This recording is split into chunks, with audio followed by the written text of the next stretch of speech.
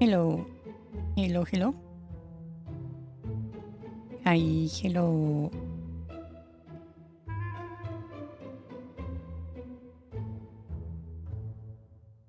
Hello.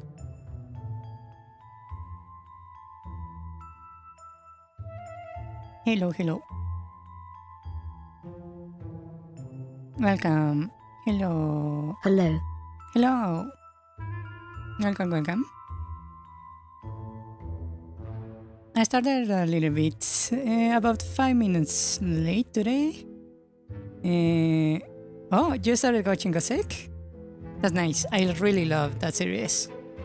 Yeah. How did you find it? It's pretty fun, right? Yeah. I want to... when I get the money to make more assets, I kinda want to make the... What is it? Is this I believe it's a school, right? That has the... It's like a mansion. And there is a tower where the other girl is at. Yeah. I want to base my...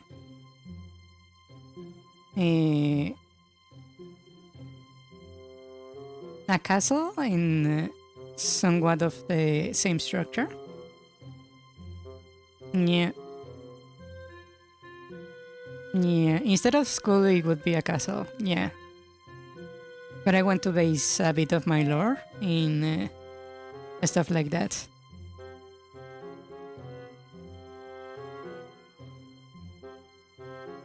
Yes.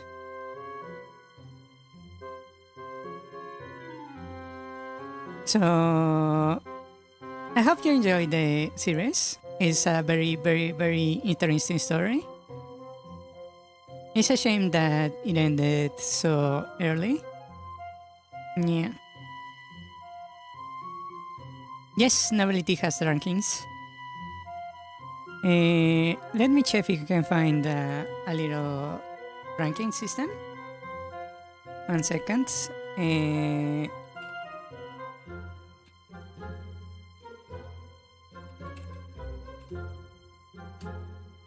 Nobility titles.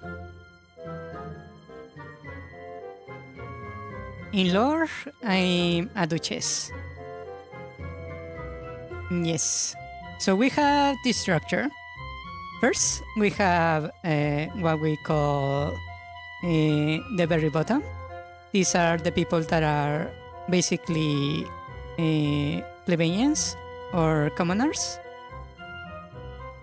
But they have some kind of influence or power. Is one rank above peasants, right?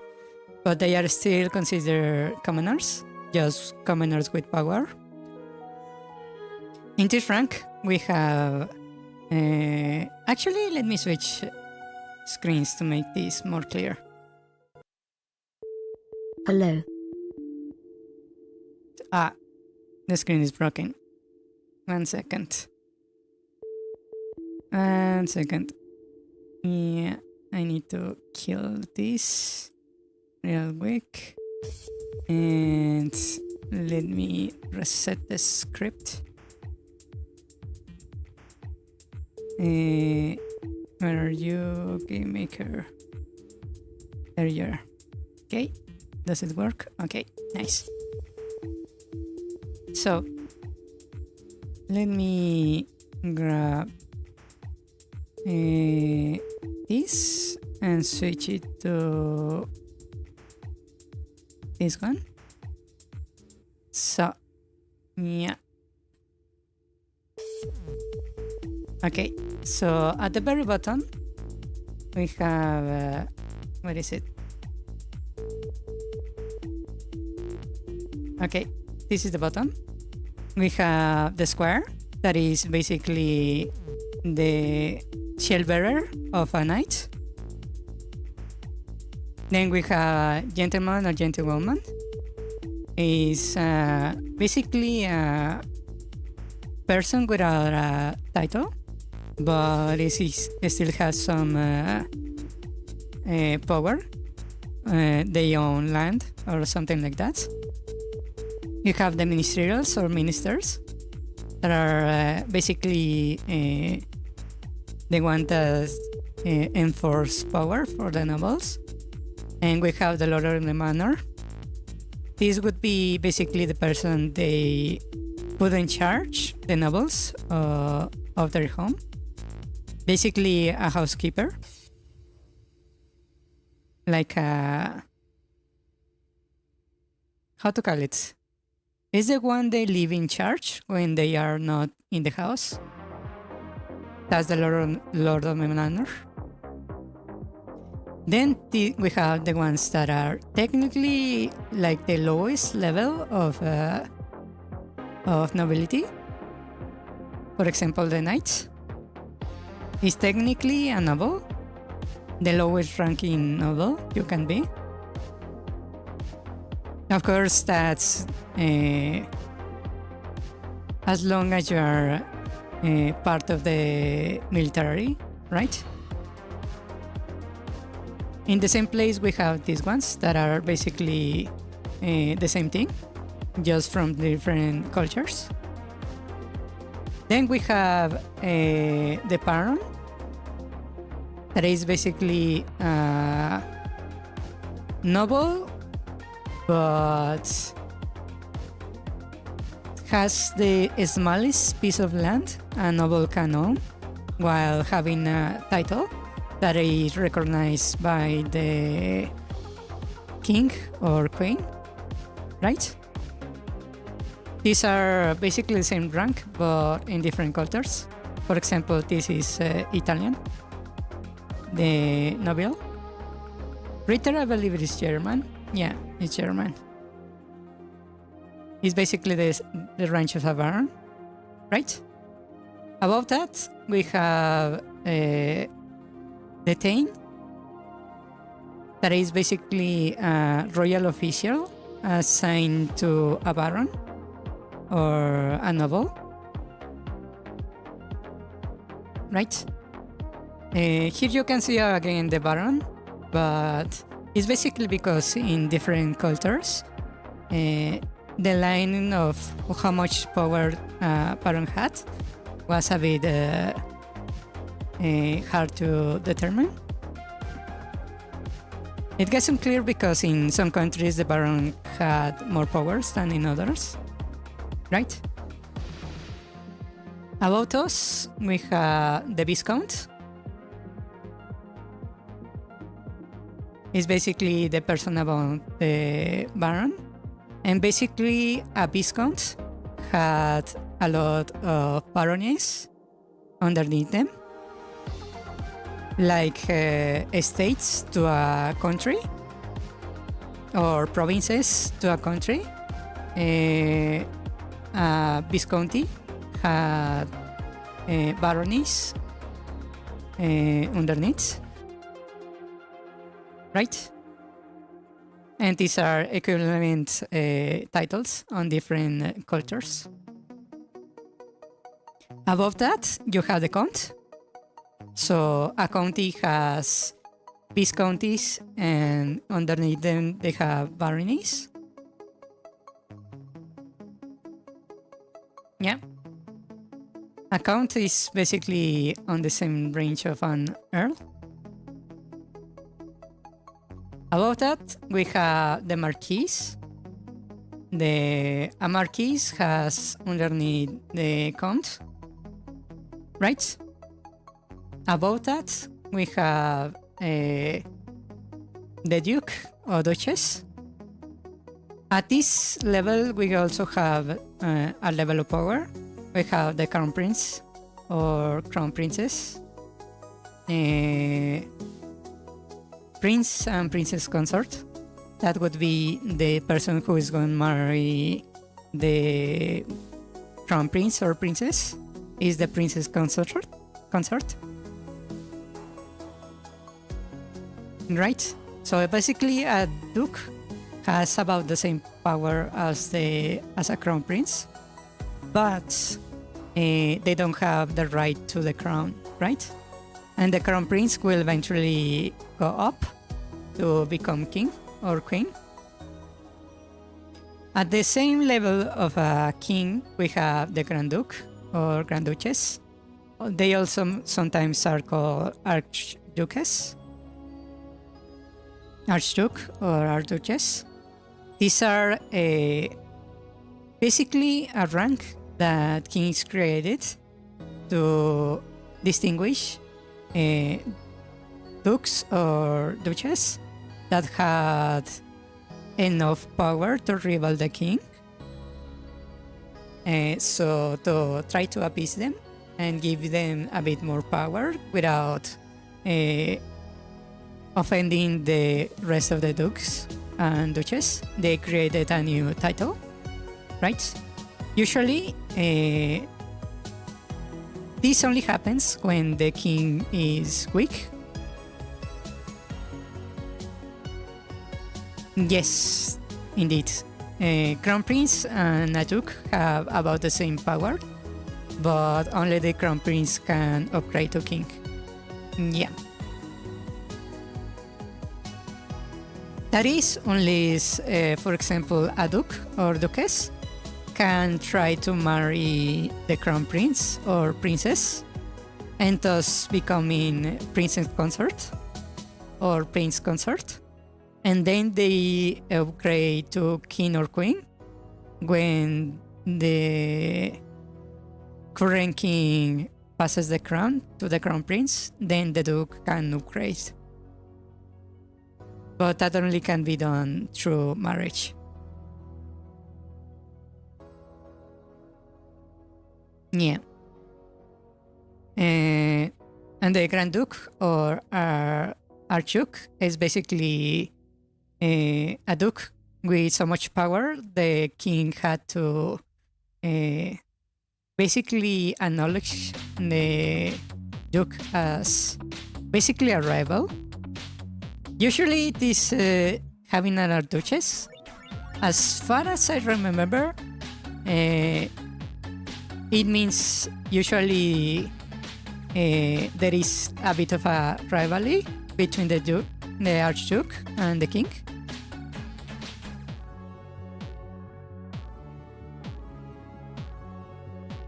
Yes. Yes, you would be a consort. You will not be basically part of the main bloodline, but you can upgrade to a queen consort or king consort. Yes.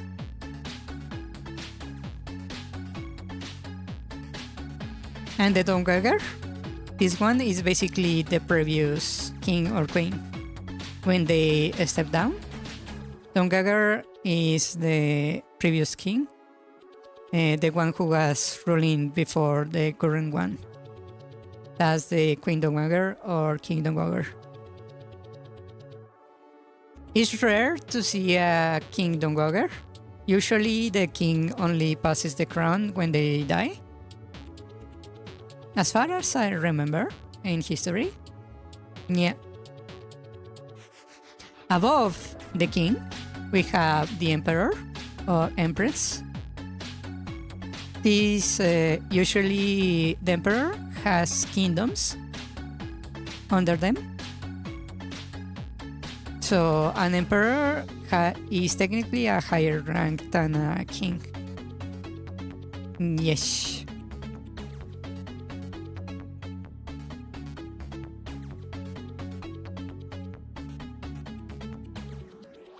That's the structure for nobles. There are a few here and there that are a bit hard to pinpoint exactly in amounts of power or land they control, mainly because different nations design or give different powers or land to different ranks. That's why you see in some places that you have the baron or baroness on 2 ranks. Actually, no, this is a baronet. Yeah. Yeah, it's a title for women. Actually, maybe I made a mistake here. Yeah. I misread this. Baronet is like a title without land, I believe. Yeah.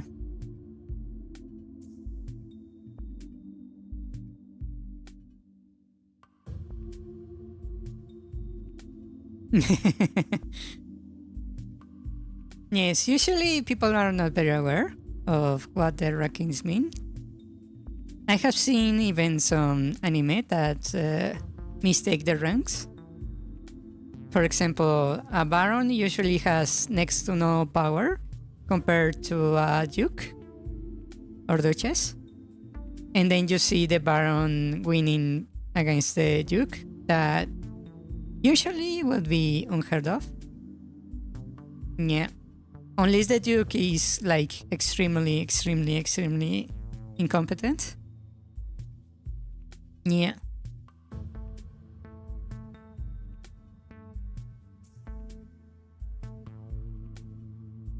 Yeah, that's the ranking system.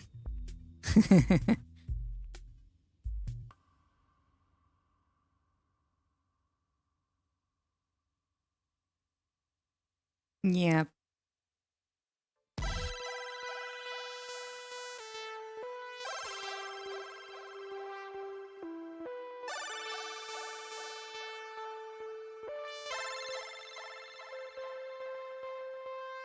Yes. Usually they don't even have to give a reason to kill a noble of lesser standing. Yeah. For example, there is this. I remember there was this law that if you offend a noble in any way, the noble has the right to basically execute you. And there is no. How to call it? The noble doesn't need proof. They can literally just decide, hey, that guy offended me, and send you to the chopping block. Just because. Without having to prove anything. To be basically immune to something like that, you would need the backing of a noble about the same strength of the one attacking you. Yeah. Yes.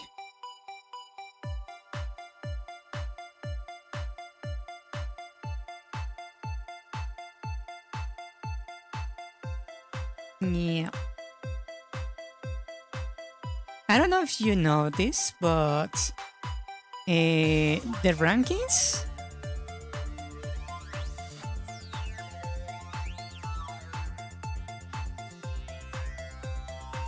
Actually, they can. If they are within, if you are within eyesight of them, they can literally execute you just because. I believe it has happened before, where a noble is literally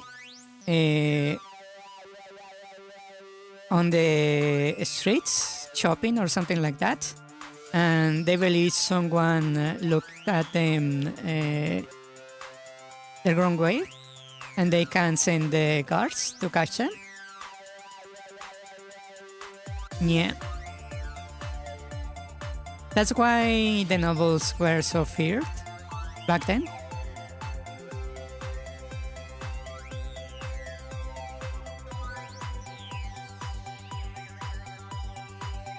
I don't know if you're aware of this, but the noble titles still exist.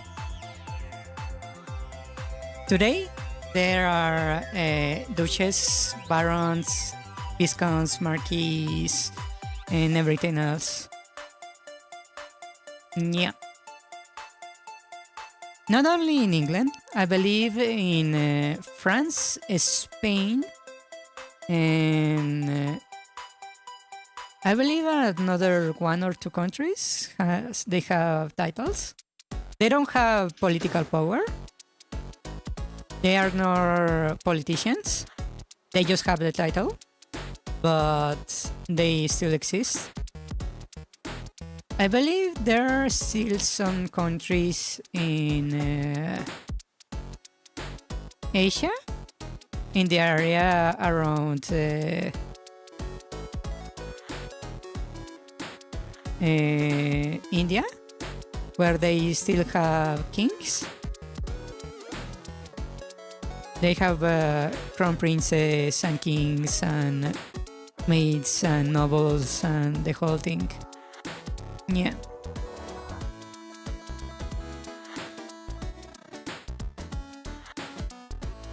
England still has them. Actually, technically, anyone who is British or English, they can still become knights or sirs and become technically a noble. It's still possible to do that. You can be knighted in England. It happens, I would say, not as often as it did before, but it still happens. I have heard it happen a few times, about a dozen times or so. Yeah. I believe usually people, for example, British people who win the Nobel Prize or for something, whether it's in the Nobel Prize for Peace or in physics or chemistry or that kind of stuff, often get knighted or turn into a lord or a sir in England. Yeah.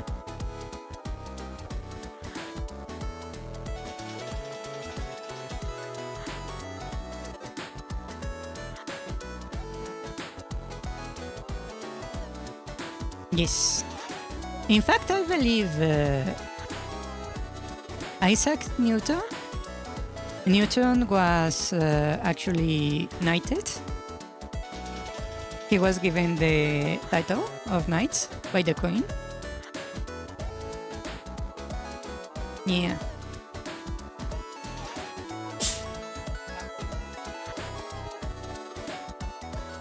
That's why he's called Sir Isaac Newton. Sir is actually a title. Yeah.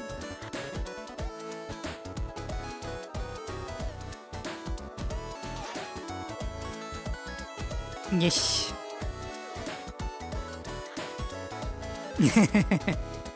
For example, the House of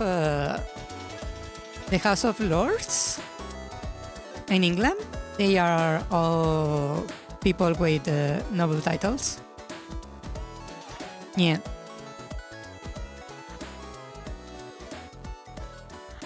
They are not necessarily politicians, but I believe they all have noble titles. Yes.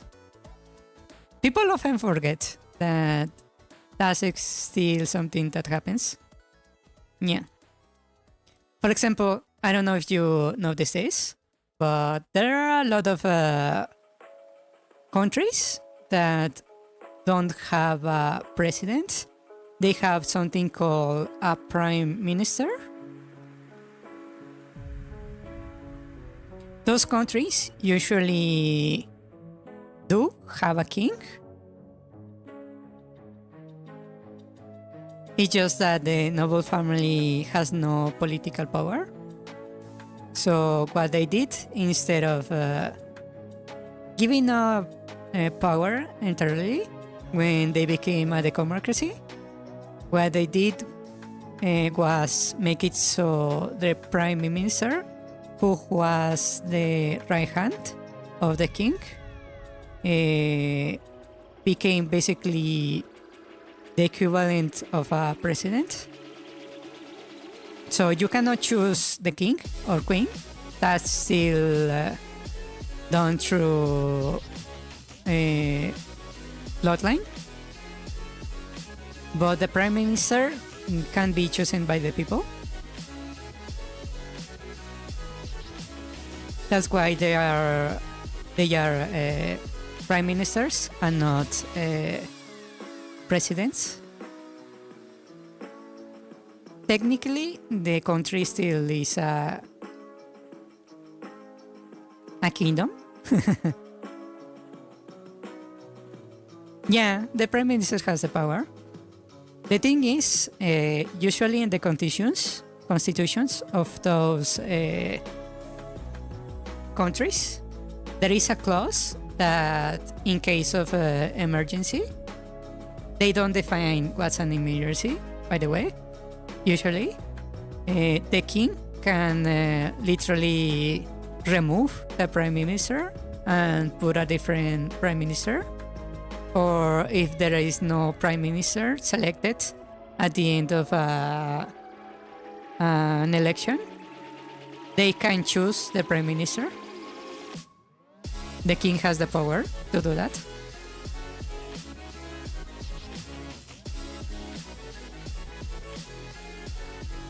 Yes. For example, I believe it happened very recently that in England they chose a prime minister that really badly screwed up the economy with some decisions she took, I believe it was a woman. So she immediately, after basically rolling back everything, she resigned, she quit. And since they needed a prime minister urgently, because the country was in a very bad state, the king chose a prime minister to fill the void, while the next prime minister was selected by the election.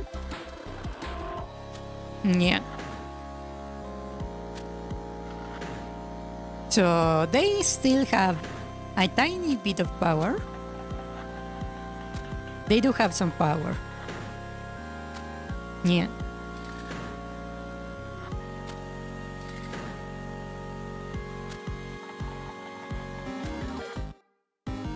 Yes, they have some power in on paper.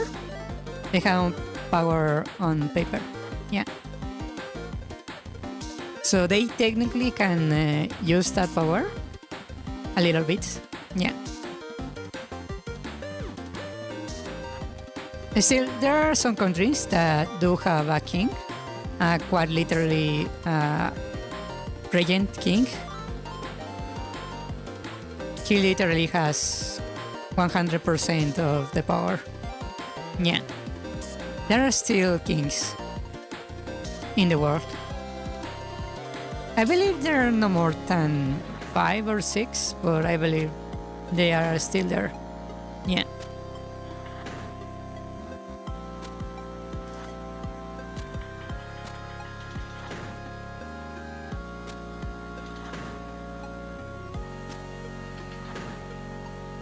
Yes, I believe in the Middle East there are at least 1 or 2 kings. Yeah.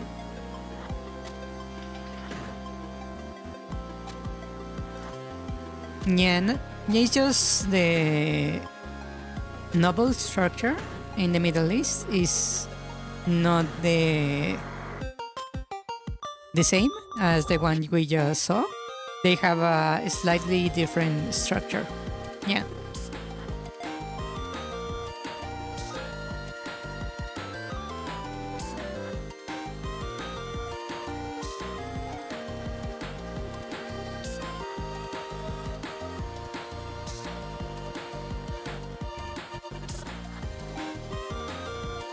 Yeah. For example, the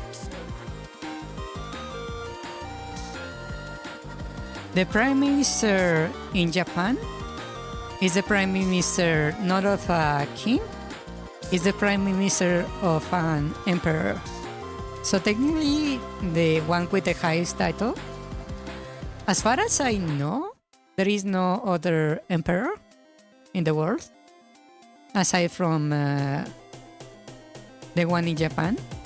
So when it comes to rankings of titles, Japan has the highest title in nobility. Yeah.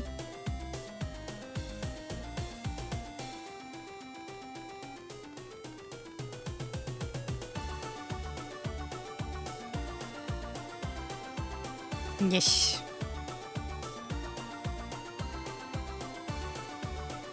That's as far as I know. I don't quite remember if there is another emperor somewhere.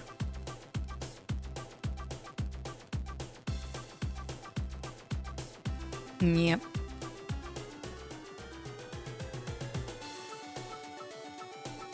But yes, coming back all the way to the start, I'm a duchess.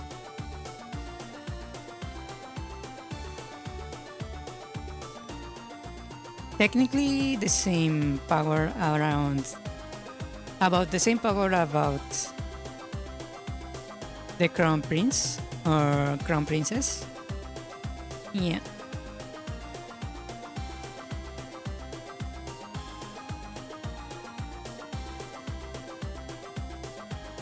Now that makes me wonder. Let me check something real quick.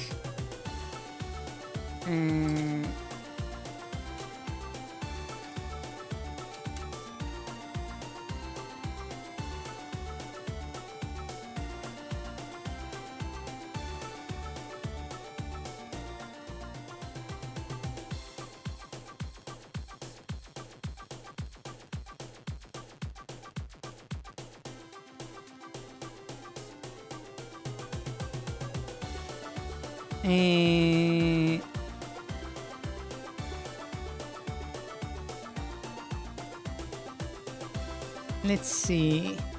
I want to see if I can find an image of this.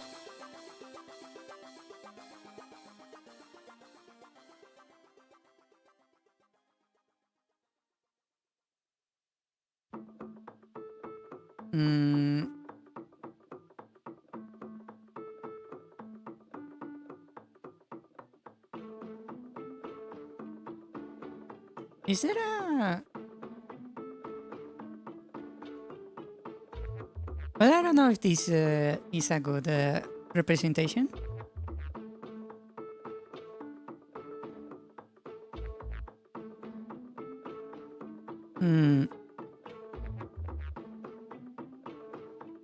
Let me see if I can find something else.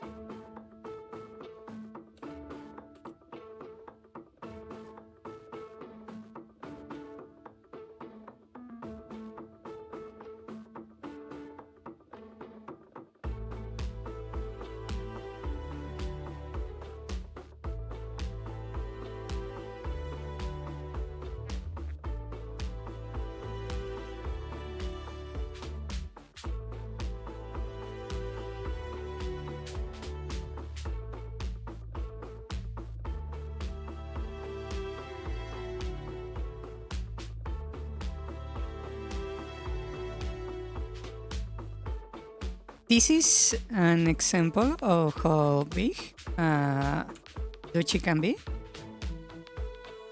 This is the biggest duchy I believe ever has existed.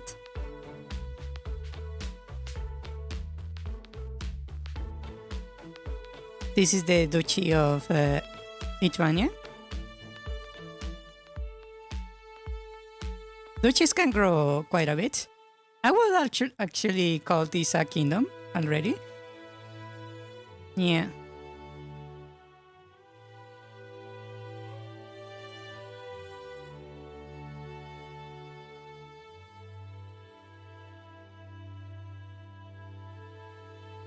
That's the largest it got.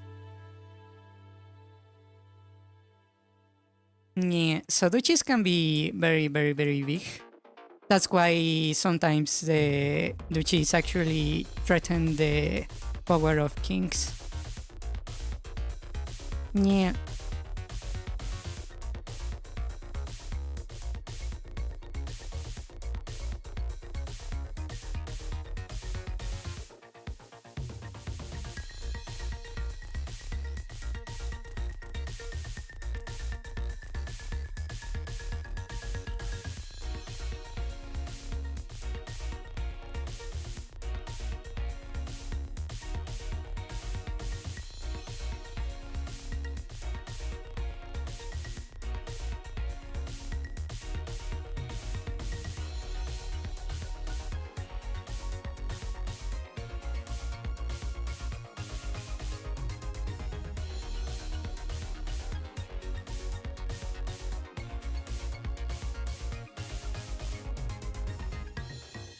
Yeah, I just saw something when I was changing tabs.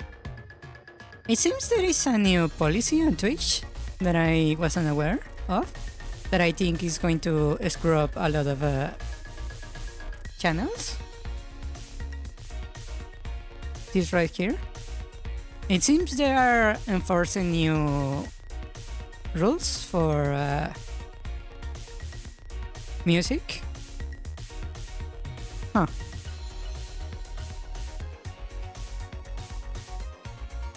Basically, right down here, you can actually not see it. There. Damn it, stop switching sizes.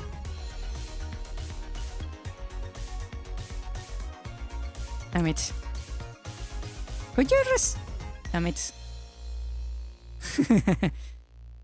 Hold on, let me adjust this.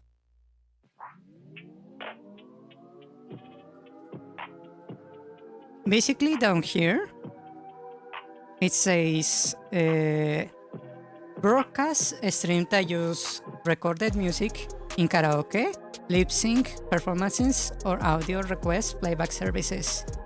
So basically, anyone that does karaoke is in danger.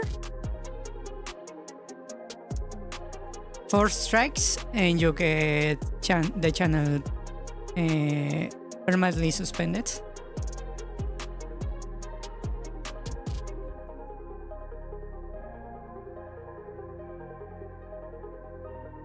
Yeah, that's going to screw up with a lot of musicians and singers, for sure. I just saw it in Twitter when I was moving around the tabs. That's going to screw up a lot of people. Yeah. I don't know how they are going to figure out stuff like music in video games. That's going to be a bit of a issue.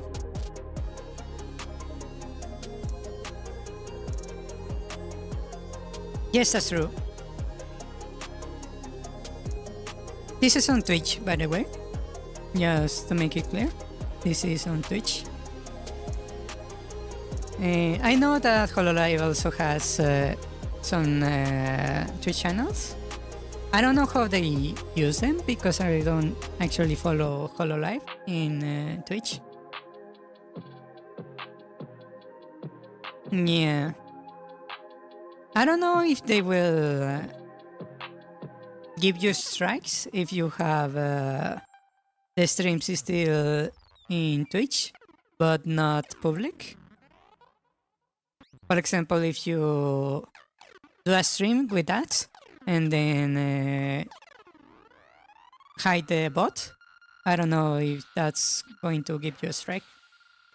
So I suppose they will have to delete them. The issue here is that if you notice, they say broadcast streams. So that means when you are live. It doesn't actually refer to the bots. It refers to the live streams. Right here. Broadcast streams.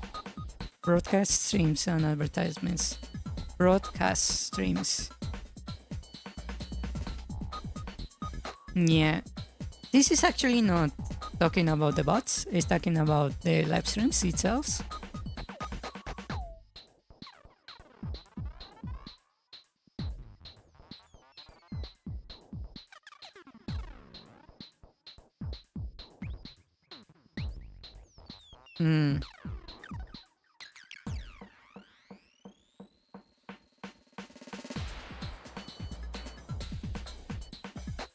Yeah. Actually, maybe it's not that bad because up here it says participating music right holders. That means the music companies have to submit a report to Twitch when that music is used on a stream with authorization, and then this is what will happen when they issue a report. So basically, the people from the music companies have to issue the report basically at the same time the stream is live.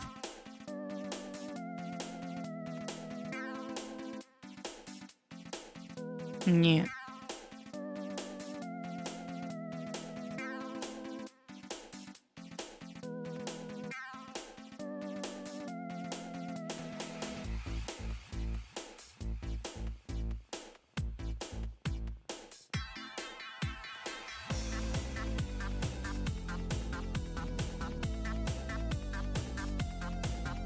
This one up here is the more brutal one.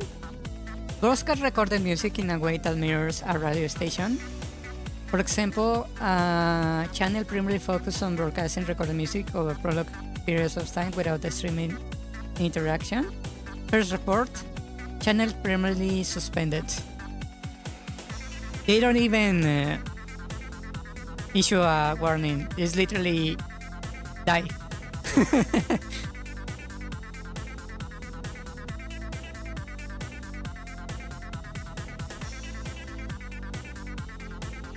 Yeah, I don't like that one. What happens when a person pretends that they own the music and issue a report? Basically, the channel doesn't have a chance to defend itself, to protect itself, and they just get permanently suspended without warning.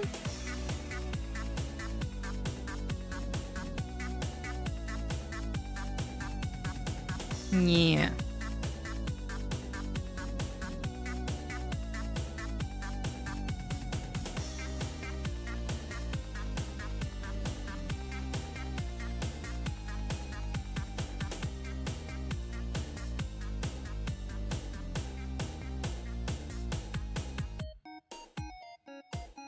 The issue with these kind of rule sets is that you must always ask yourself, how can I abuse this? And then you start to see all the issues there.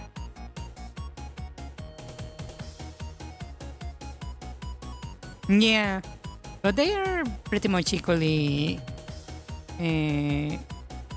annoying when that kind of stuff happens. It's very hard to talk to anyone.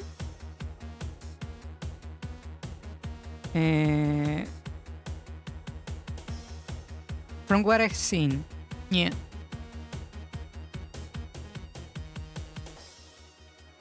So I don't like the fact that it's literally on the phys report you can permanently suspend it. I will issue the same structure, these ones. Yeah. Because if you think about it, how can I make this? How can I abuse this system? And for example, I can think about how about I create 4 accounts, each one different, and issue a report for music in a live stream. Each time a new song plays, can I get the channel permanently suspended within what? 50 minutes? 30 minutes?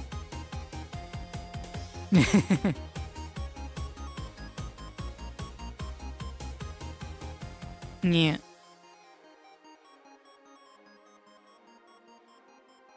It depends if they actually play some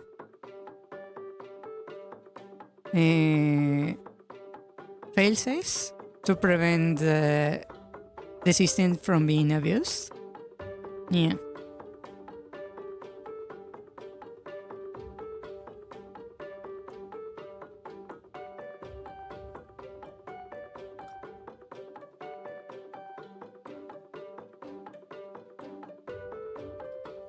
Yeah, that's quite a thing.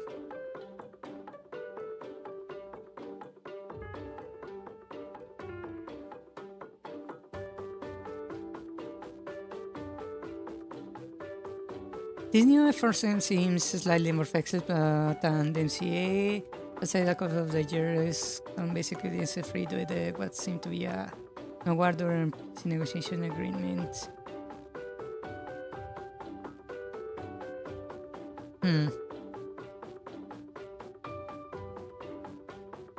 Huh.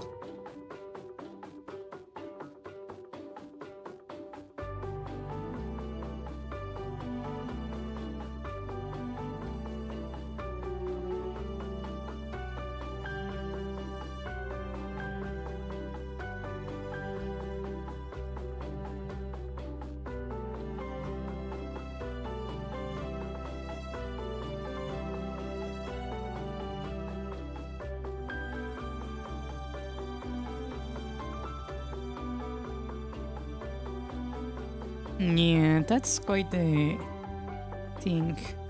To clarify, this no change anything the use of music Twitch streams. Music right holders can advise without carrying the NCA notifications. According to the CEO of Twitch, it will not really affect much, but I wouldn't really trust him. Yeah.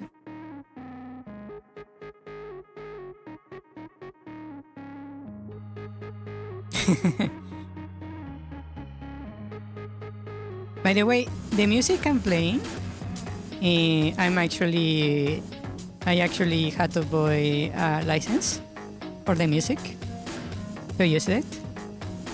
I actually have a license to an entire library of music. I just a little bit lazy, and I didn't check for more music. Maybe I should do that. Get more music. Yeah.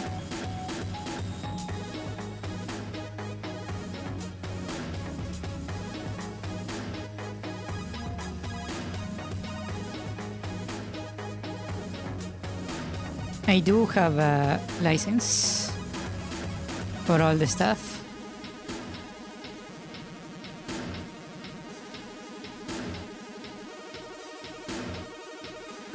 Yeah.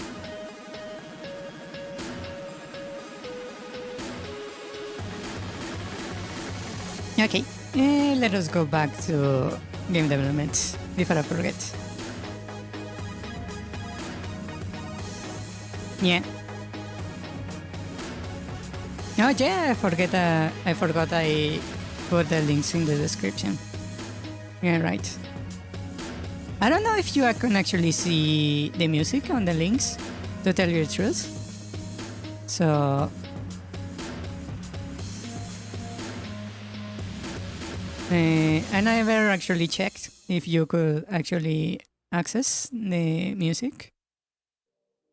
I just put the links to the music.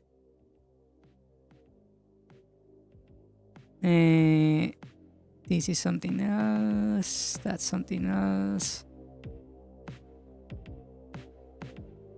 Where did I put that? That's not it. That's not it. That's not it. Did I close the tab? Huh. Hold on. You can? That's nice. Let me check real quick.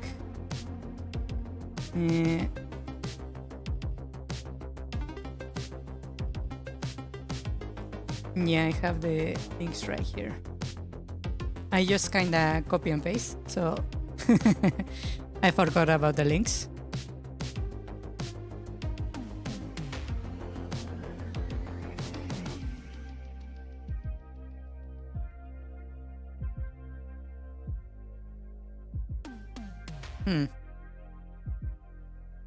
Okay. I don't know if you can actually see more music aside from the one that I linked. So if you find music you kinda want to hear in the streams, let me know. I can add it to the playlist. I probably should look for my music because maybe the music I have right now is getting a bit repetitive. Yeah. Okay. Before I forget, let me go back to the room. Hello. Hello. And let me do the Russian roulette real quick before I forget to do it.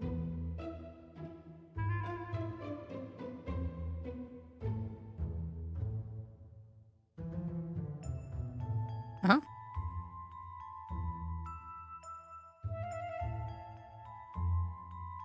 Oh, this asset seems to be a bit broken. I got a warning when I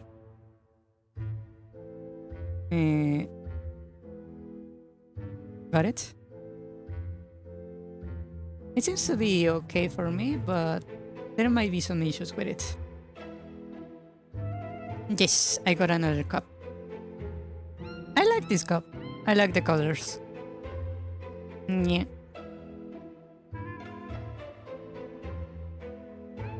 Let me see. What's the name of this item? Real quick.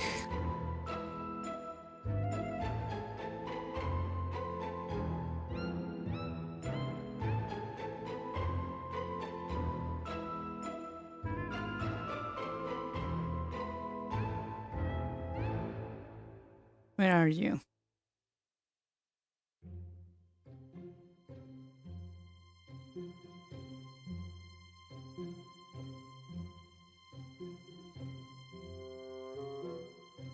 Where are you? I wish there was a easier way of sorting through the items in this thing.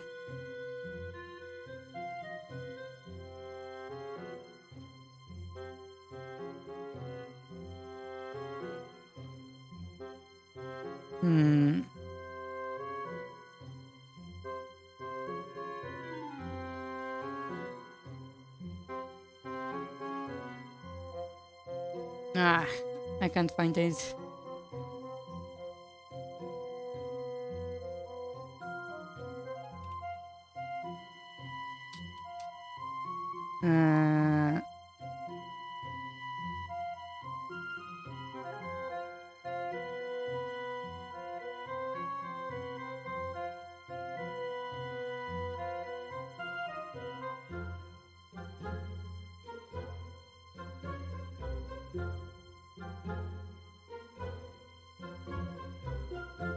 Uh-huh. There it is. I found it.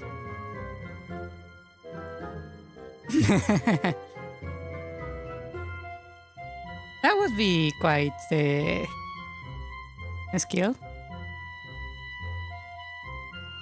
Can you imagine that?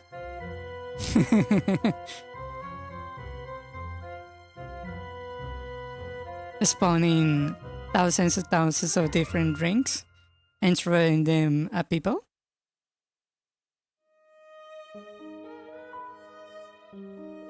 Yeah. I can imagine the scene, the classical scene in anime where you are in a ball or what is what they call it, a tea party or something like that, surrounded by nobles, and you have the typical mean girl that walks up and tries to ruin the dress of the heroine, throwing a cup of wine or something like that on the dress. And I can literally come from the side, you go like unlimited drink works and literally throw every single drink I can think of on the villain.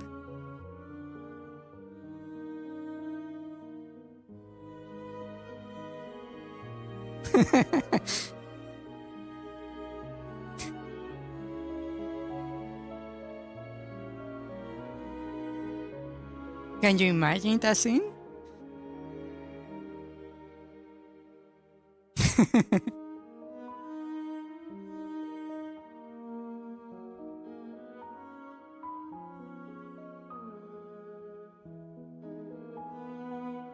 I would be like, I have enough drinks to block out the sun.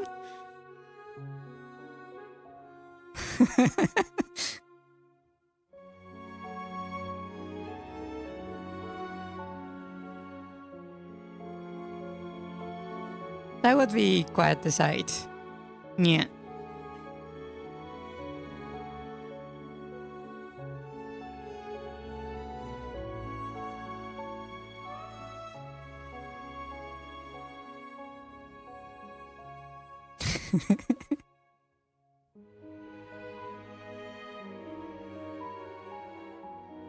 Can you imagine the disaster I will cause? Imagine it would be tea, coffee, I have wines, I have soda, I have monster drinks, I have water.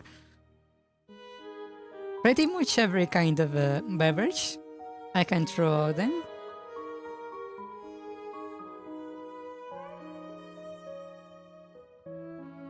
Yeah.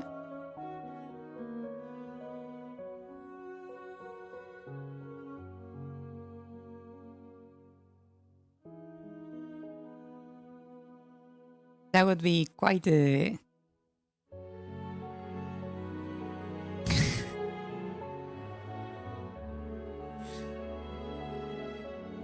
quite a thing.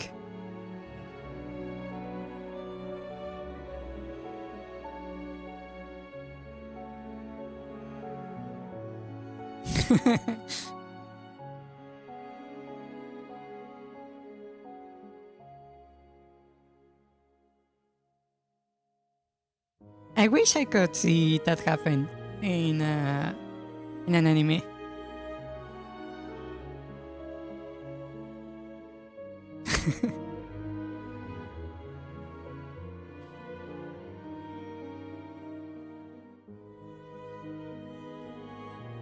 Oh, that reminds me to the scene from Ruby. I wonder if you know what scene I'm talking about. Let me real quick switch back to game dev. Hello. Yes, the foot fight one. The one where Ruby dashes towards the... what was? Teen Juniper? The one where they end up plastered over the wall with all the food. I imagine something like that, but with beverages.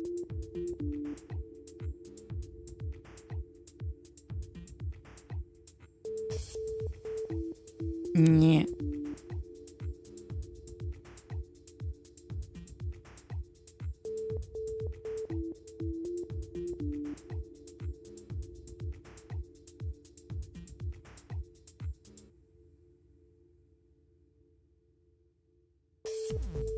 Yeah, I kind of want to see that in an anime, but with beverages.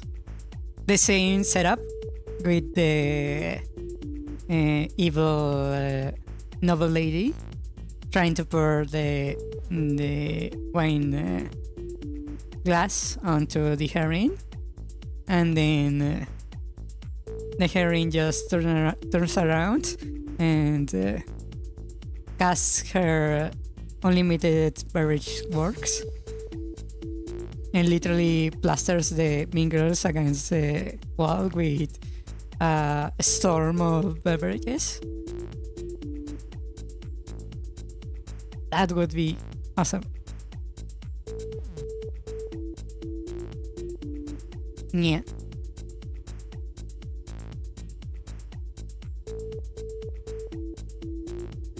I would love that.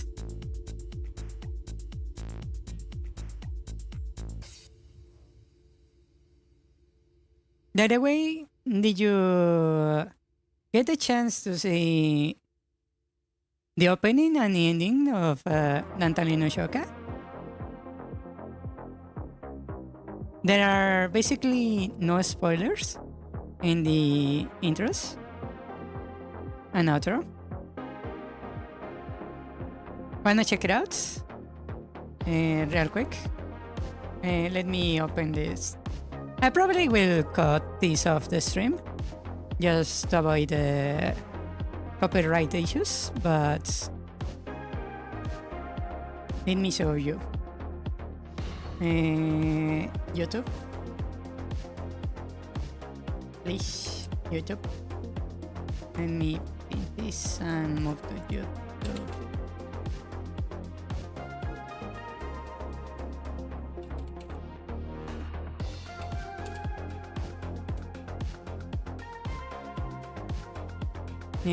Let me open this and open the ending.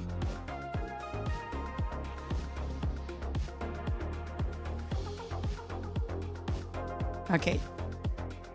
Let me kill the music real quick.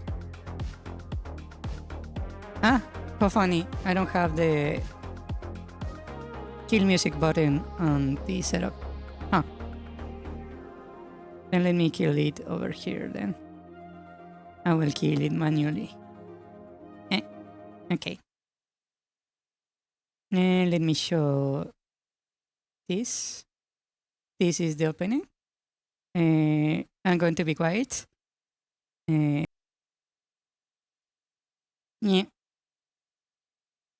I really like that opening. I like the imagery quite a lot. Yeah. And I like the fact that the music is not typical anime music. It's actually in, I believe it's Latin. Yeah. And now the ending, the one that gave me nightmares the first time I saw it. You can actually hear it, right? I don't know if it actually translated well into the stream. The music of the intro, could you hear it or not? From the opening? Yes? Okay. I wasn't sure because I'm not used to capture music from the browser. Okay, here is the ending. Check it out.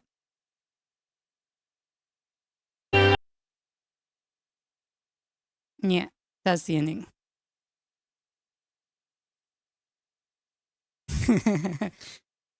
Yeah, I really, really, really, really like that ending.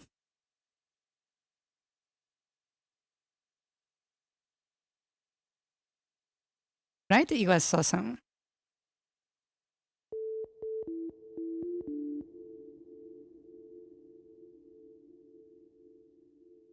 Yeah.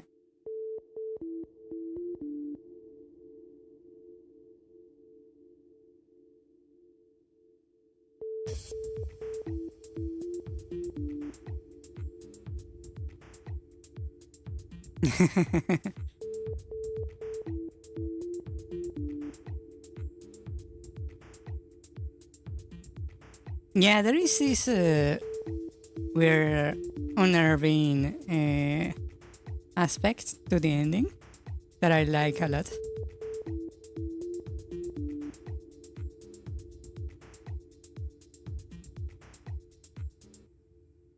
Yeah.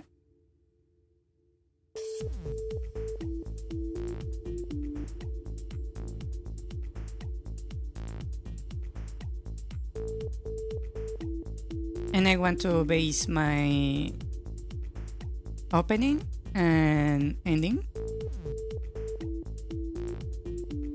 on the on those intros and the ones for Gothic and Dantan and Yoshoka. Yeah.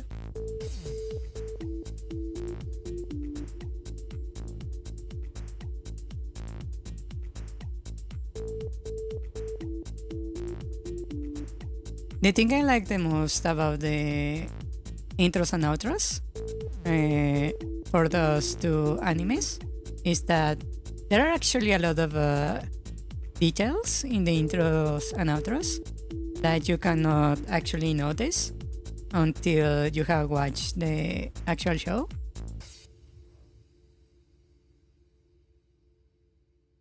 Yes, I plan on a calm intro and a scary outro.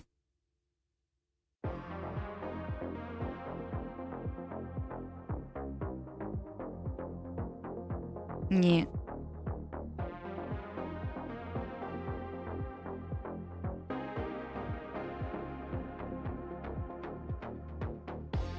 Ah, okay, let me grab my drink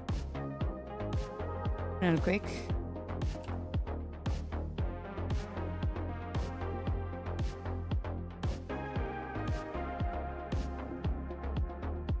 So I don't forget. Let me place it right here.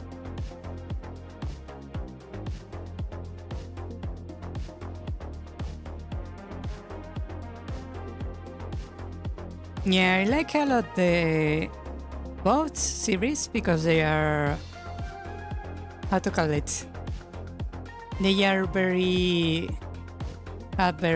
smart protagonists that are in a world with a lot of supernatural stuff and superstitious stuff,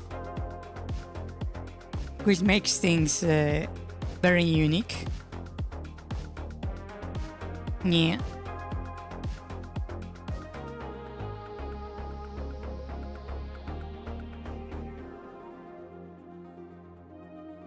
Yes.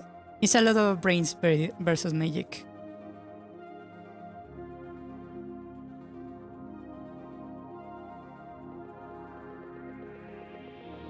That's what I like.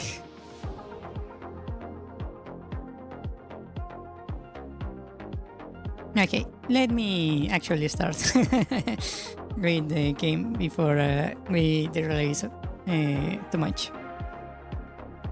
So last time I finished with the octopus. Now I need to connect the slime to the new pad season. Right?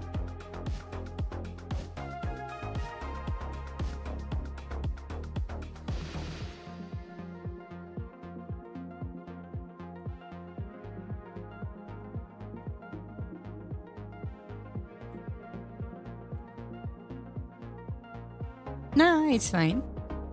It's fine, it's fine.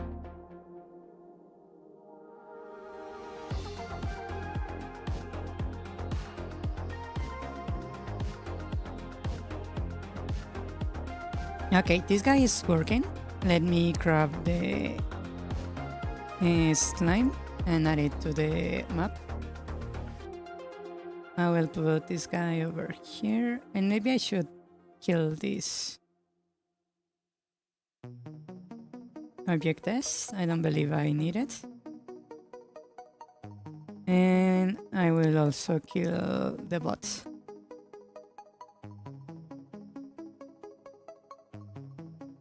Okay.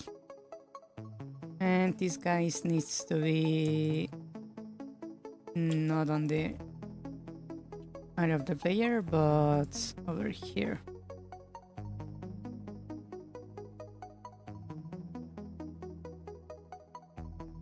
But yeah, I love the series quite a lot. I kinda want to do a bit of an homage on those kind of series that I like a lot in my games, whether by adding Easter eggs or actually integrating some of the lore of the series into my games. Yeah.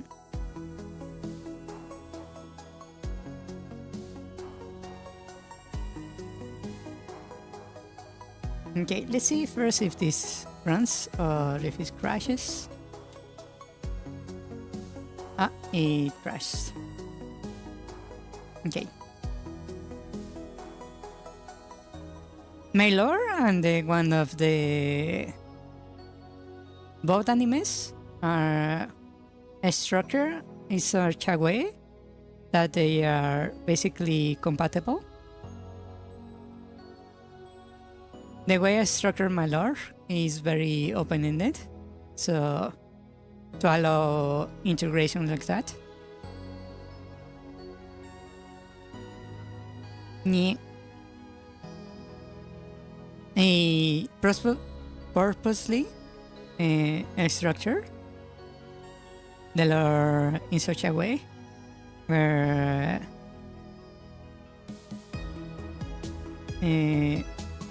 I can actually plug some other stuff without really breaking everything. Yeah. I believe in, probably I'm wrong, but I believe this is something they call soft world building or soft magic, where what you do is that you don't give too much descriptions, but what you do is that each time you describe something, that becomes set in stone, so you don't actually modify it.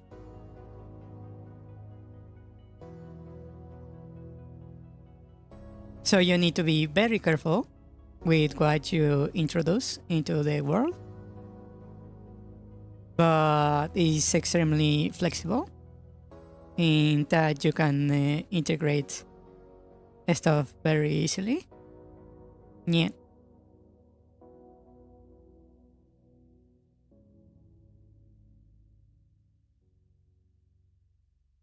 It runs the risk of having a lot of Deus Ex moments where you introduce stuff the moment you need it to save the main character, and that makes everything feel very cheap.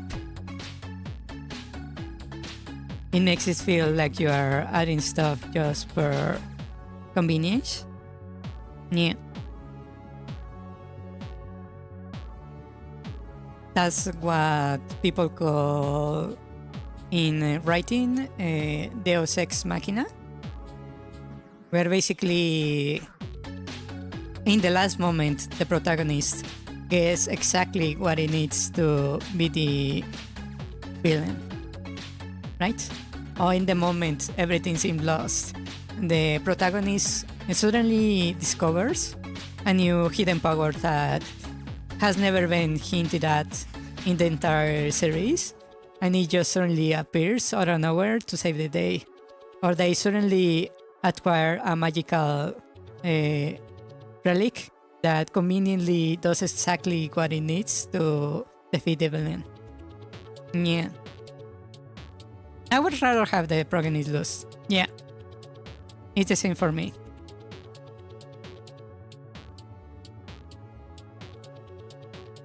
Yes.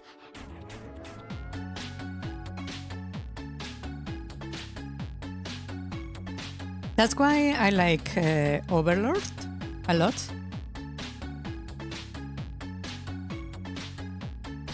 That series doesn't pull any punches. So good people die in that series a lot and often. So that makes the series feel very real. Yeah.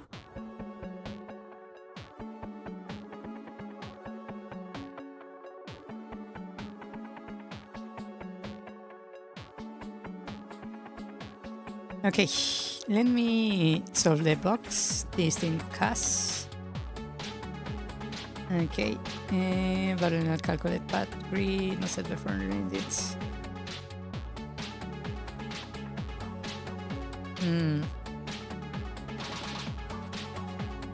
That is on step line 39, okay? So let me open this line.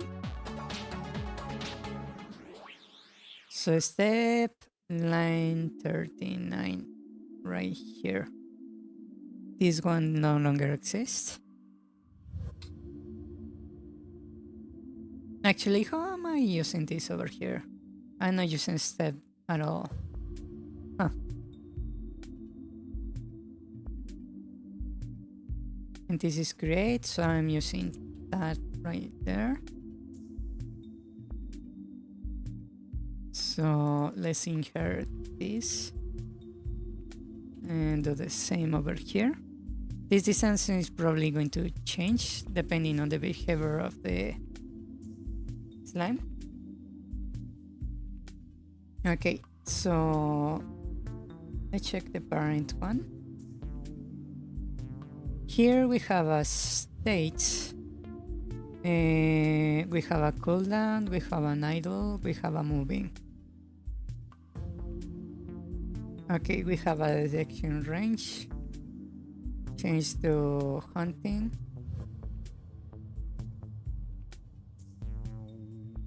Okay, this is the target.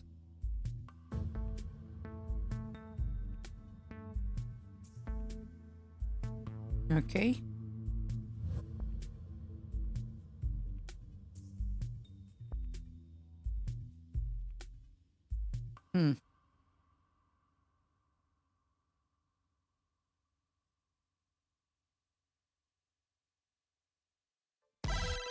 Okay. So call movement for player, I believe I don't need this function anymore.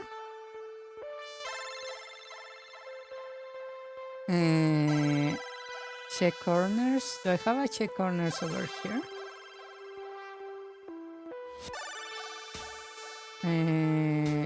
I do have a check edges right here. And knockback.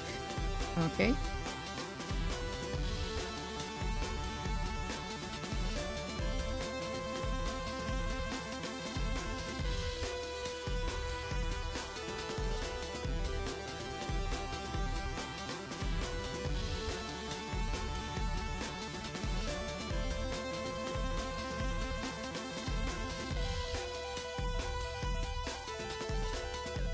I don't think I need this, do I?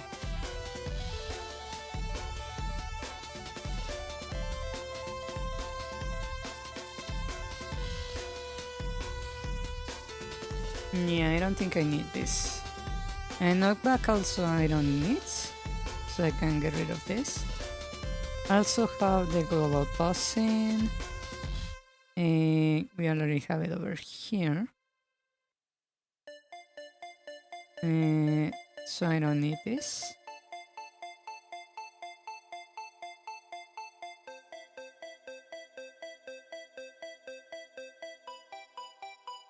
Okay, let me copy this.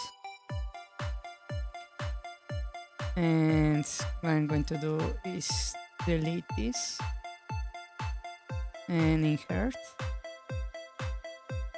Okay. That way we have everything over here. We already have an F rate right here. And we're already having the new movements.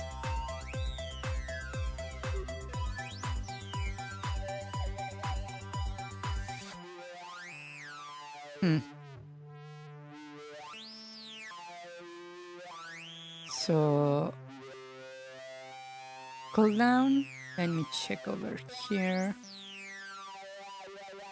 We have the cooldown exactly the same, so I don't need this state. Idle, I believe I don't really need it either. Yeah, I have my own state of idle right here.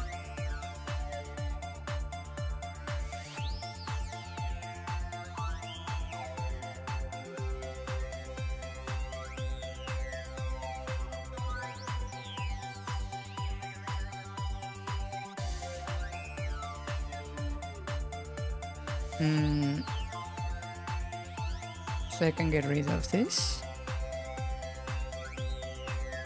Moving, I also have a state of moving over here.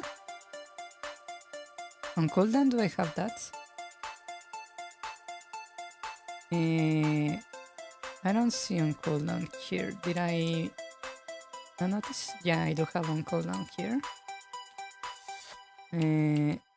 And idle.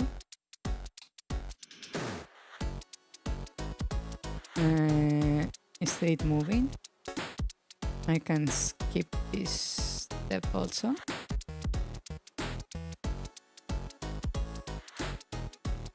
We have point up, funding, and point up. Yeah, point up I can get rid of.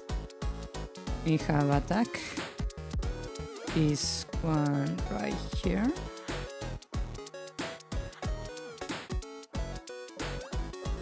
This one is just the changes sprites, so I'm probably going to need to do something there. Interrupted, I don't have. Wind down, I believe I have.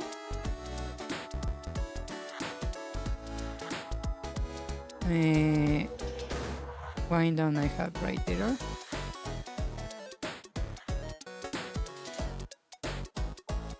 So I can kill this one. Hunting is the one I have over here. I want at least to attack. So in theory, I don't really need this.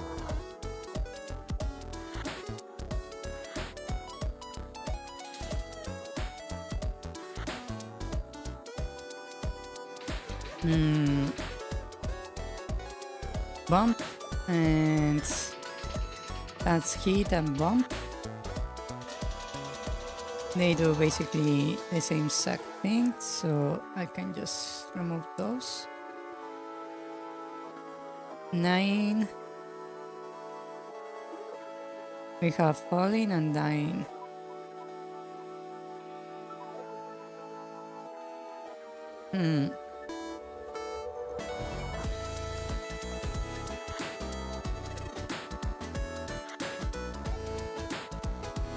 I might need to change the name of some sprites here, but I believe I can remove this one. Hold on, falling does it? Yeah, it does have the same thing. Okay.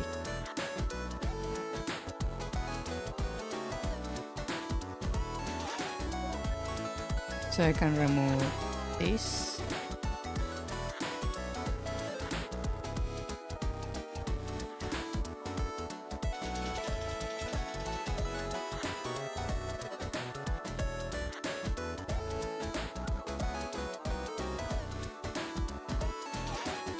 Okay. Afraid, I believe I don't need it. Yeah, nothing here is using afraid. I can remove these comments.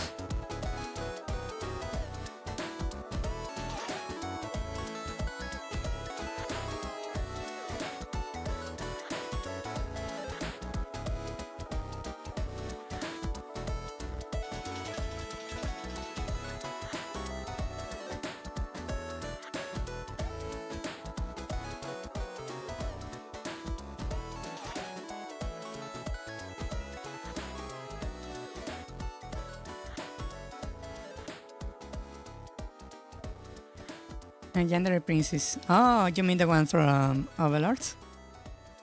Yeah. I also didn't expect her to sing, but that was quite the. It makes sense for her to be so excited. It makes sense, well, to make something completely insane happen, given the personality of the princess. Yeah.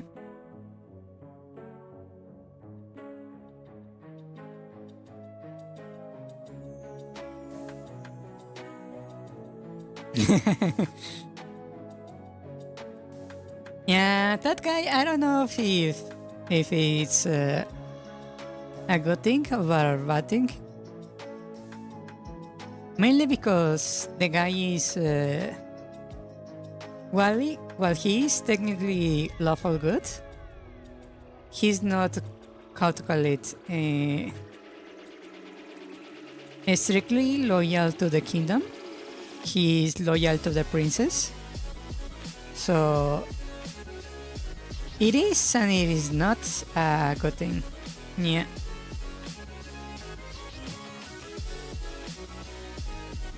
Yeah.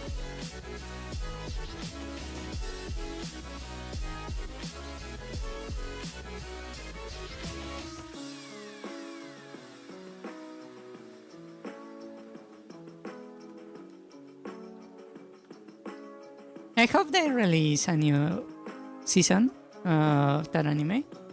I want to keep watching.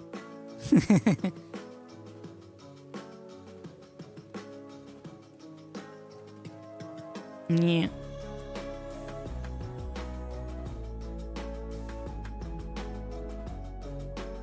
Hmm.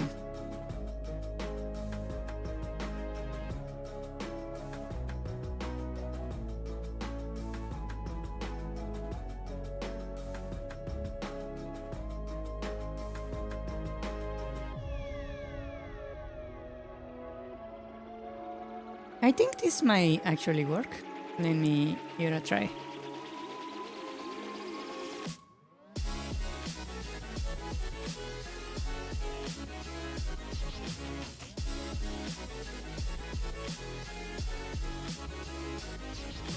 Wow. He's working.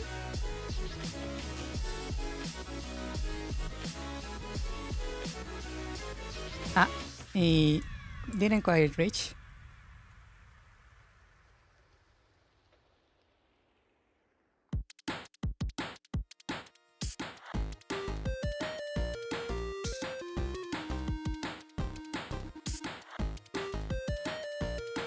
Ah, he got destroyed by the bubble.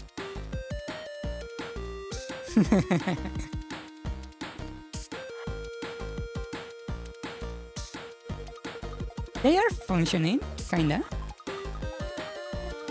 It seems the idol animation is not quite working correctly.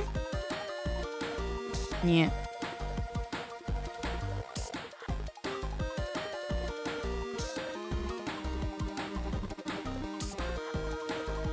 Ouch.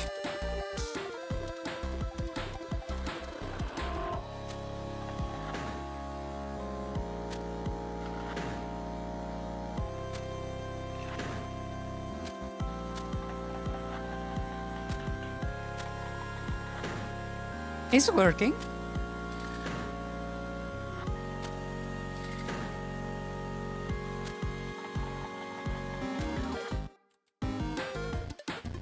Ouch. That was quite the combo. One hit me and the other sent me flying.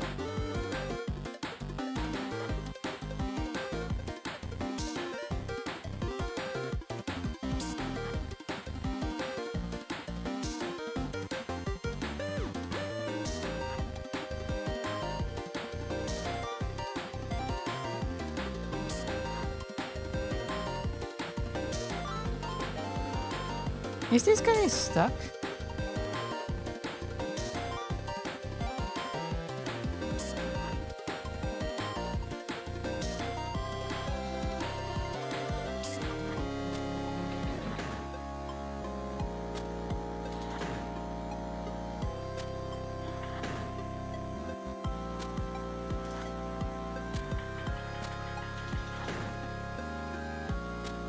Yeah, maybe I need to set a lower cooldown on the recalculation.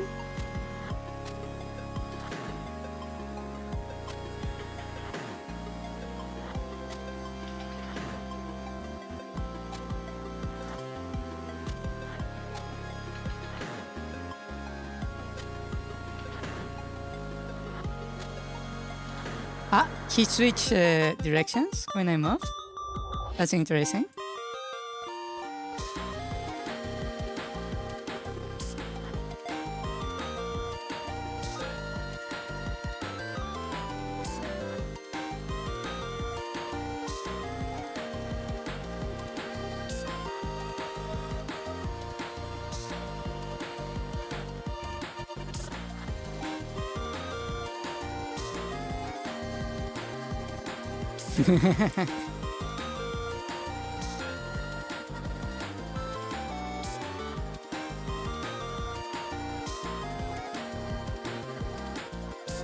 The slime is working pretty fine, I would say.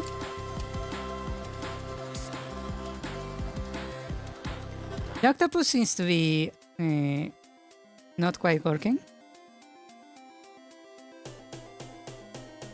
Yeah.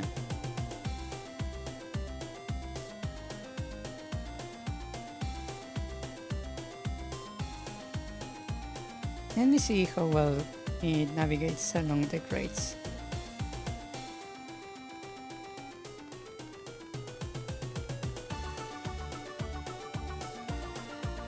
Maybe I could reduce the size by 1. Yeah, maybe I could resize by 1. I don't know.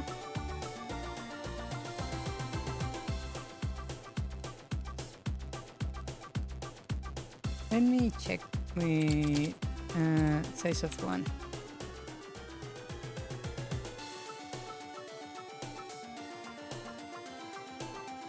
Okay.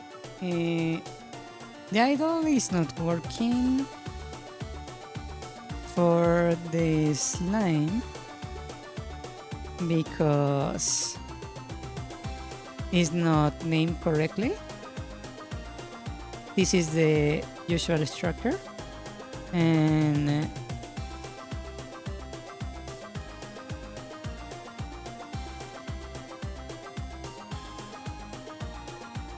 there is no idol over here, it seems.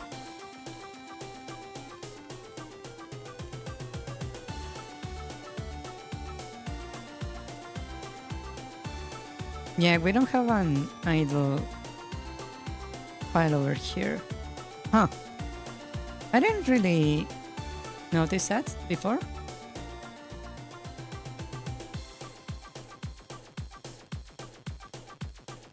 What's the name you have? Slime. Okay. So let me rename this one real quick.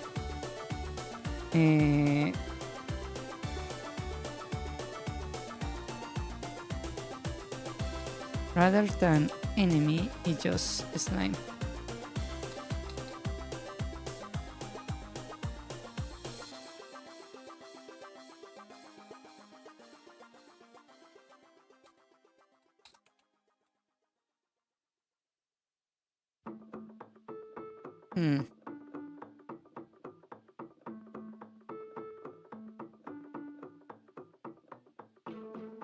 Okay, so we have an idle position here.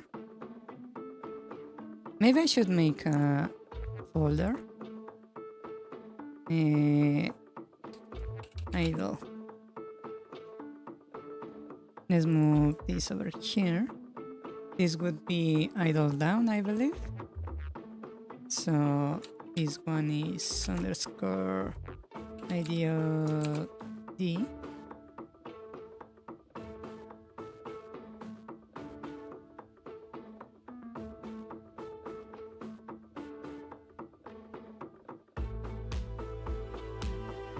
This one should be dying dyg underscore n neutral. It's like fall. So this should be FLA n underscore n for neutral. And this would be heat underscore neutral. Okay, that should fix some stuff. Okay.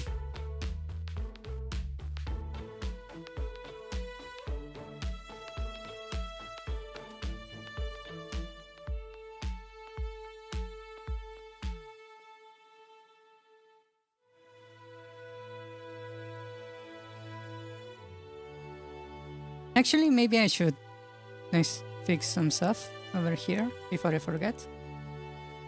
I believe there was an issue with the collision mask.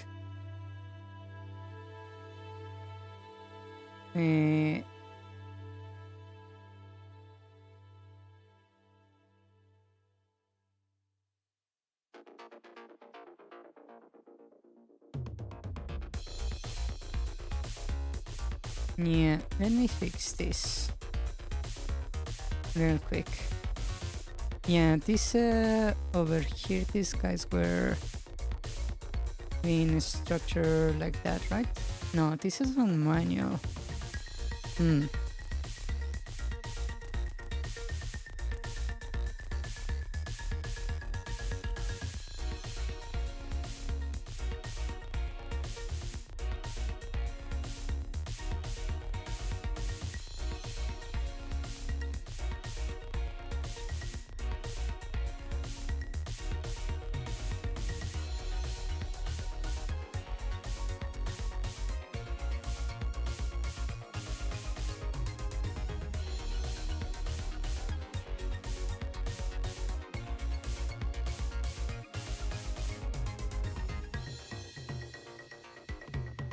So that's not the issue.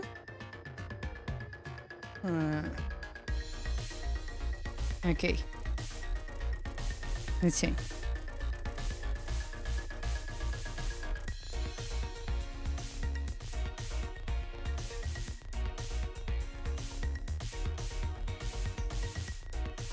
Are you getting stuck with the...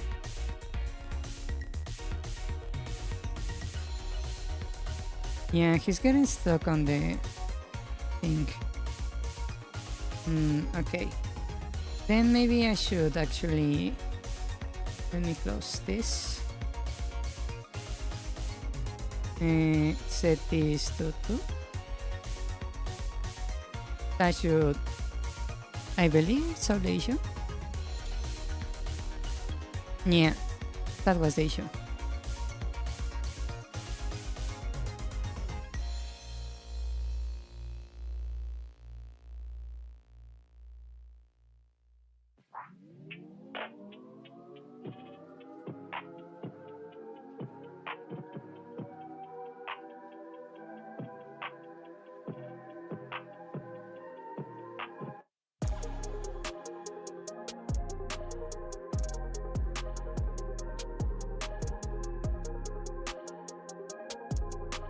They are getting a bit stuck there.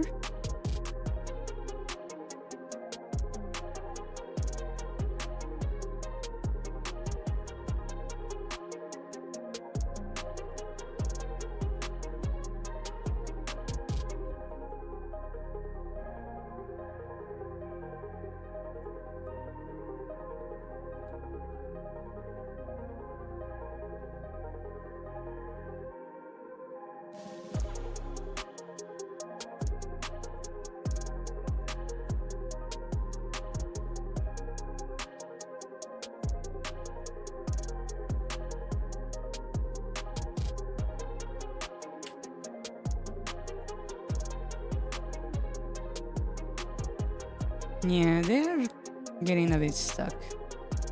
Whoa. He can actually hit me again.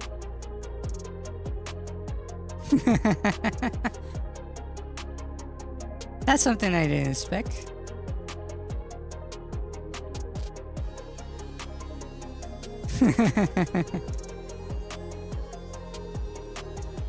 Okay, that's doing the right thing. I just believe the script is doing a bit of weird stuff.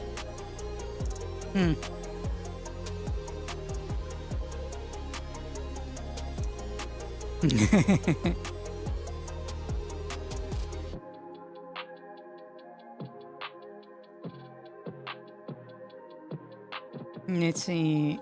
I want to restructure this. Here we are not really. Well, we are calling this.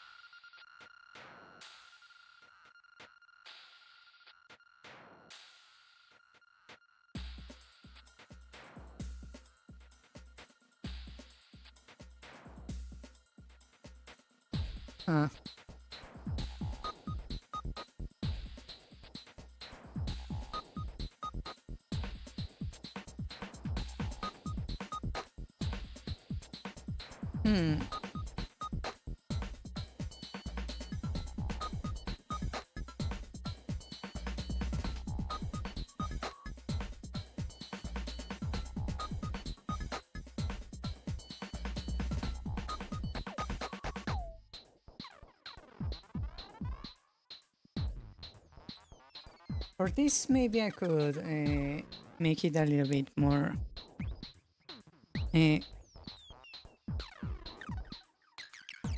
simple. Instead of clearing the entire grid, I could maybe make this a little bit more computationally friendly.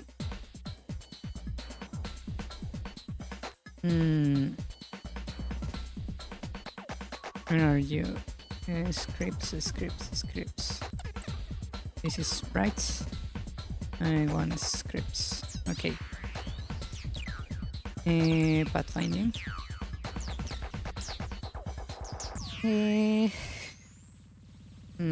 March region. Maybe that would be a good idea. Mark cell.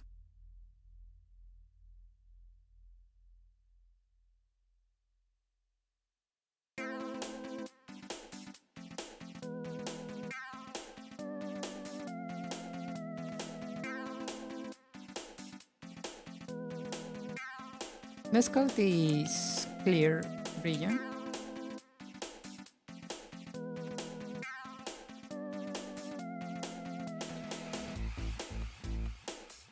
And what I'm going to do is do this.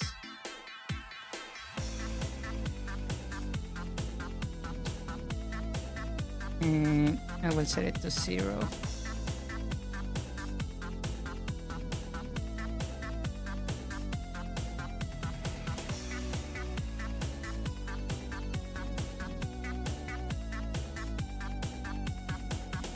Okay. So this I'm going to use over here instead of combined grids. And I will say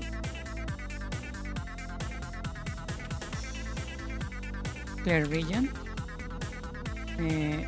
for this thing. And we are going to do it from target grid position dot top left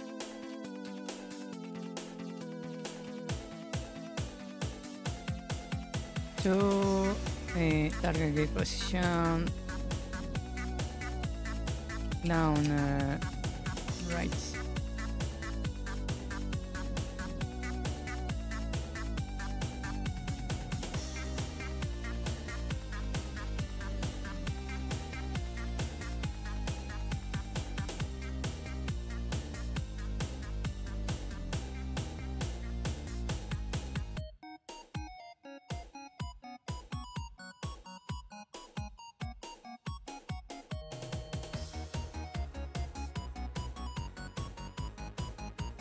Hmm.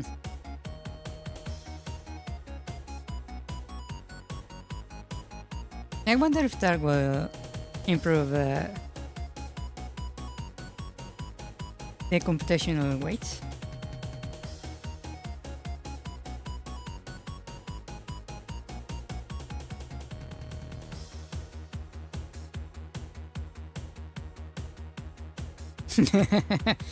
The slime really hates that box, huh?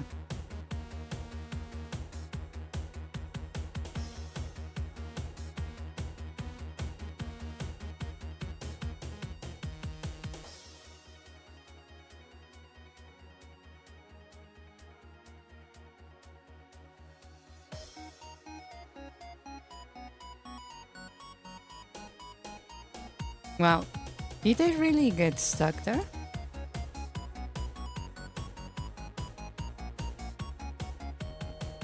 Ah.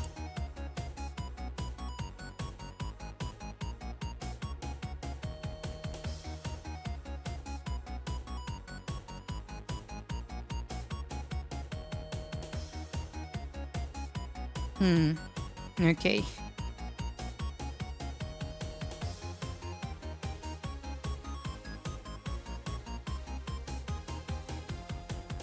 Maybe I need to modify a little bit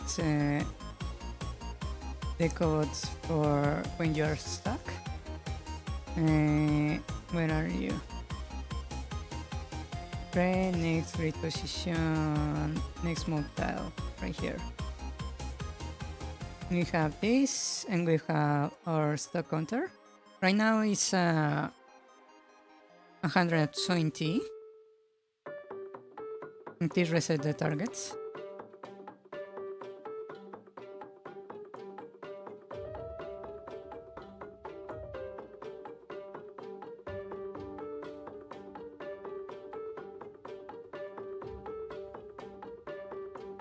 Let me see if I can add it to this thing.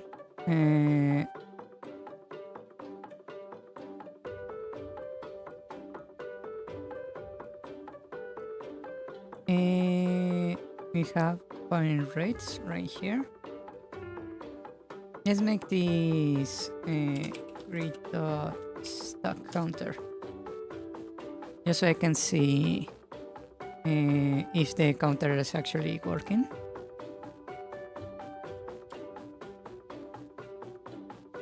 Ah, it's actually working right there.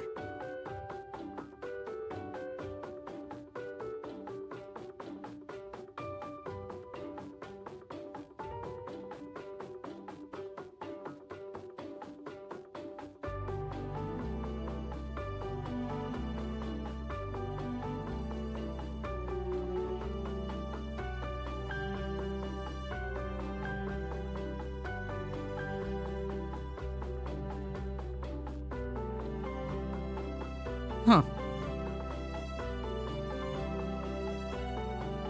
The stock counter is not really triggering right there. Ah.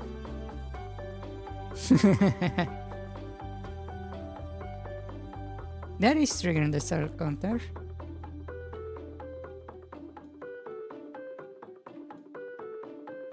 There is not triggering the stock counter.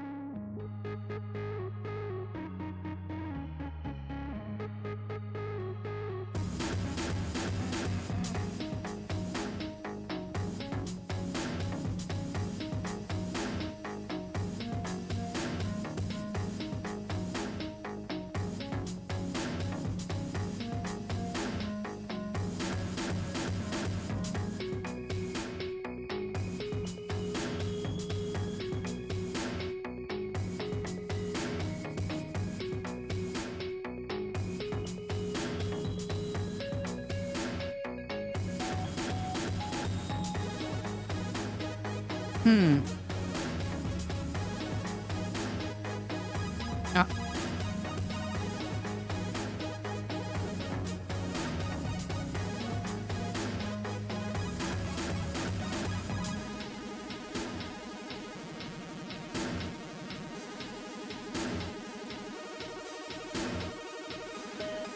The other stock counter seems to be working correctly. It seems like there is this weird moment where they get stuck for some reason. Let me maybe change these things around a little bit. So we have the sound counter and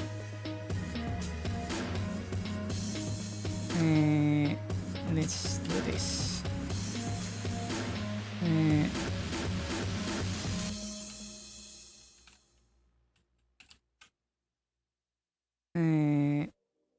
Stock counter. That way I get a bit more information.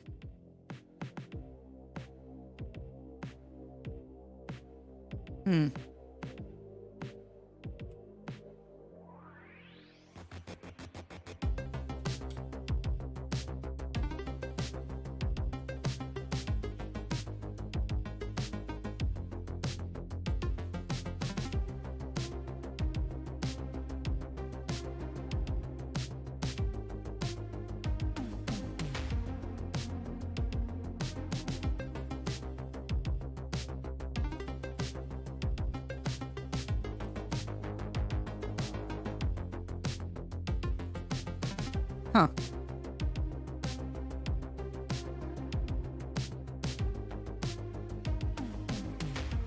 What's happening here? Okay, so they are trying to get this. They actually eventually kinda resolve the issue.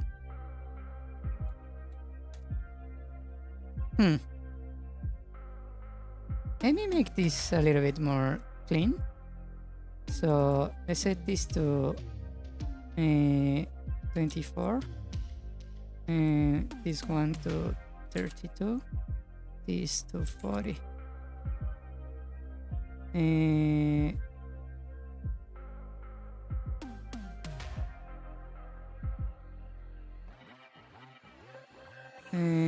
48. Just so I can see a little bit better the numbers. Yeah.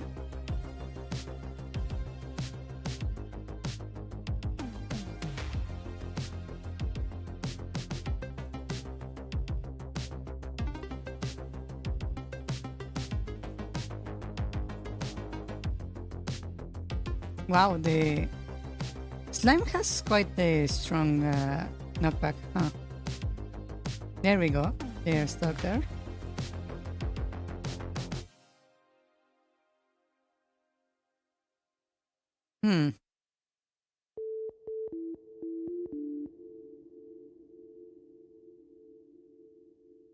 Oh, what happened? Hello? Did it freeze? Yeah, it freeze. Huh? Did it loop? Wait, what?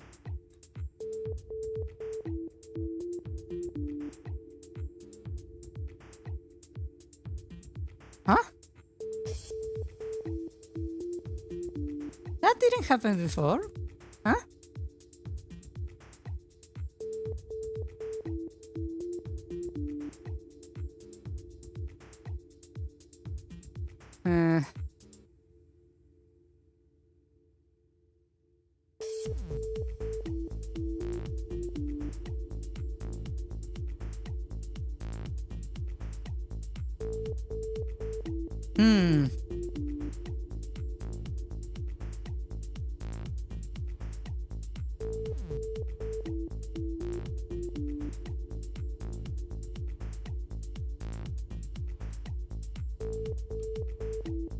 What happened there?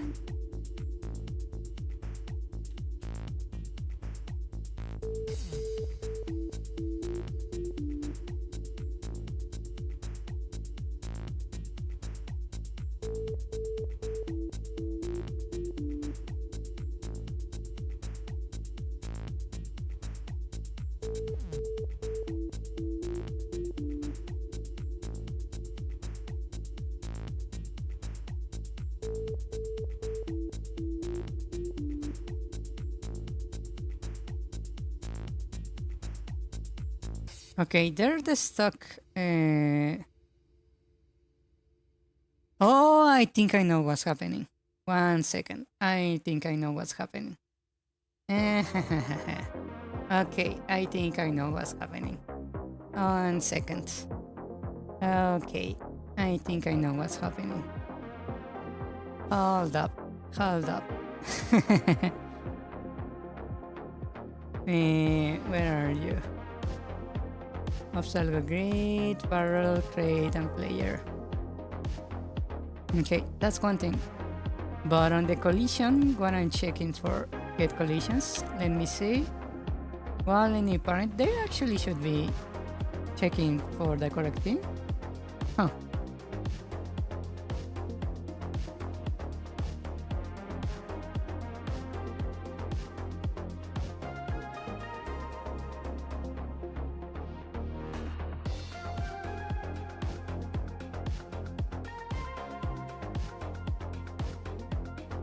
Actually, I can make this static. I don't need this to be...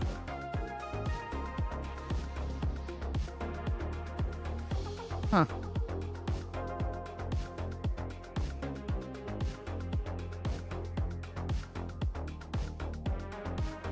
I will figure out that later. Okay, I was wrong. I thought I knew what was wrong here, but I don't think I'm correct, actually. I thought I was not really checking collisions against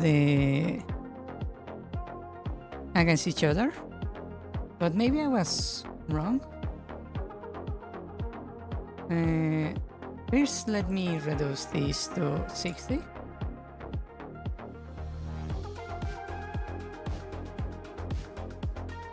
Okay. That's fine. Good night. Good luck tomorrow. Good luck, good luck. Let me know what you think about Gothic. Yeah. Let me know how much you liked it. Yeah. Good night. Good luck tomorrow.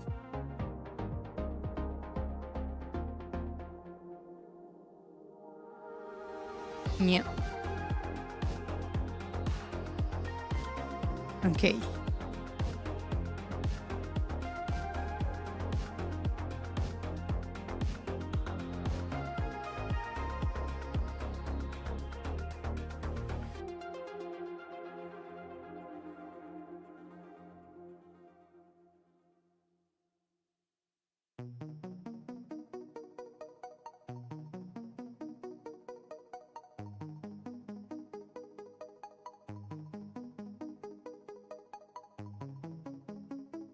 Hmm.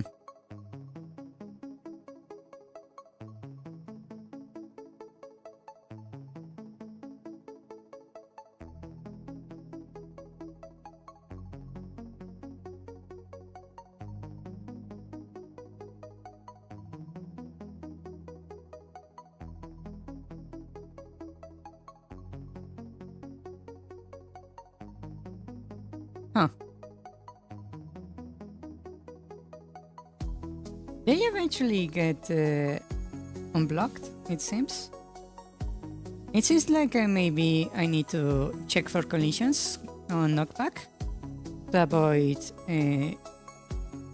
getting stuck into each other.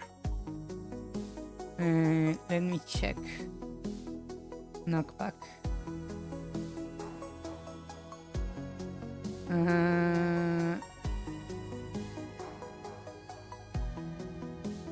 Let's see this.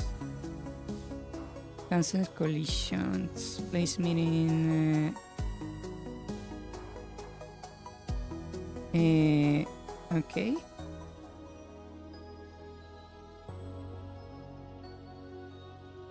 I can make these times 2 to be careful. Maybe that will make it harder for things to collide.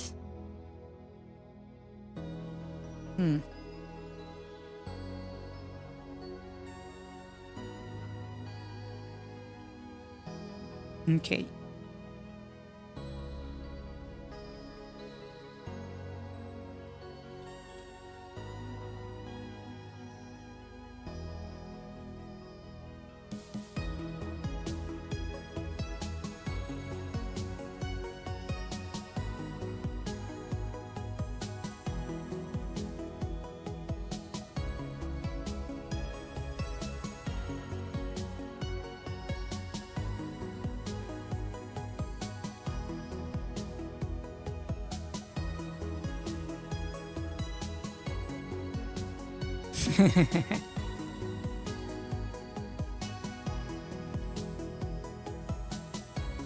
Okay, let me add a few more slimes just to verify everything is working correctly.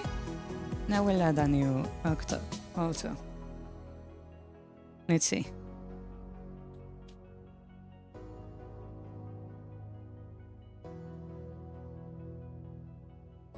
Those guy got stuck right there.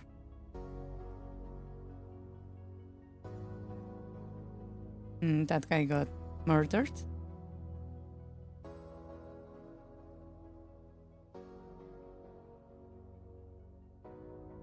Huh.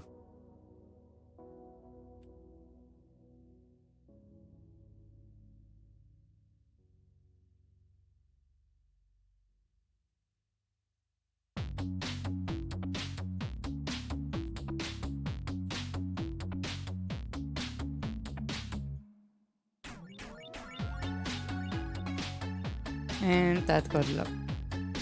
Okay, so if they stay in this position for too long, the thing actually crashes.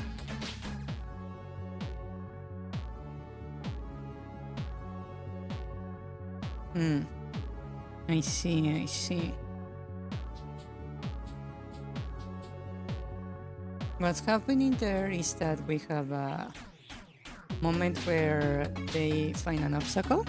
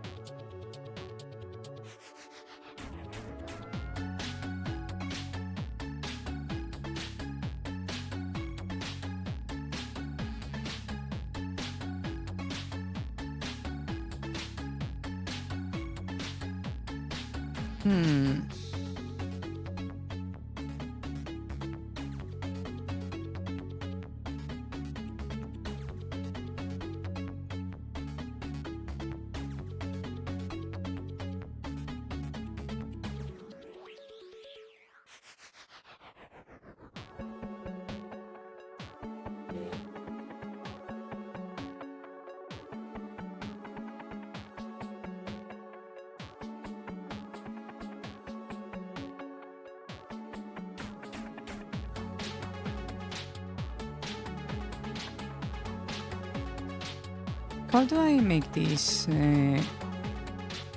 make more sense? Here what I'm doing is basically marking the region as occupied. Oh, I'm doing this in obstacle grid. I should be doing this in variable. The variable grids. That's an issue. Maybe that's why it was looping.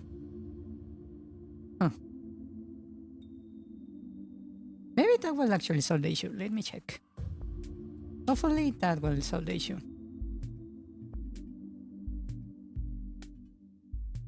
Nope. It just got stuck immediately. Lovely. Why did you? Hmm.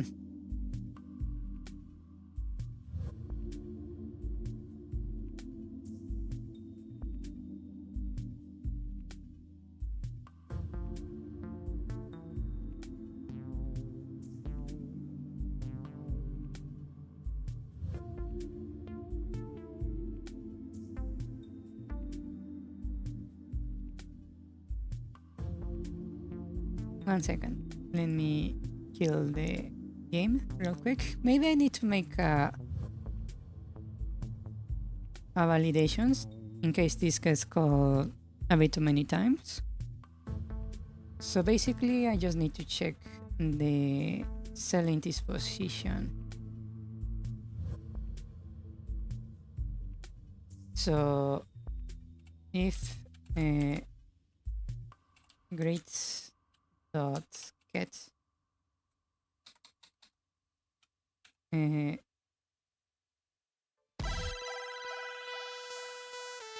grade would be grade dot variable grades, and the position, that would be the target position, is greater than 0. Just return, please.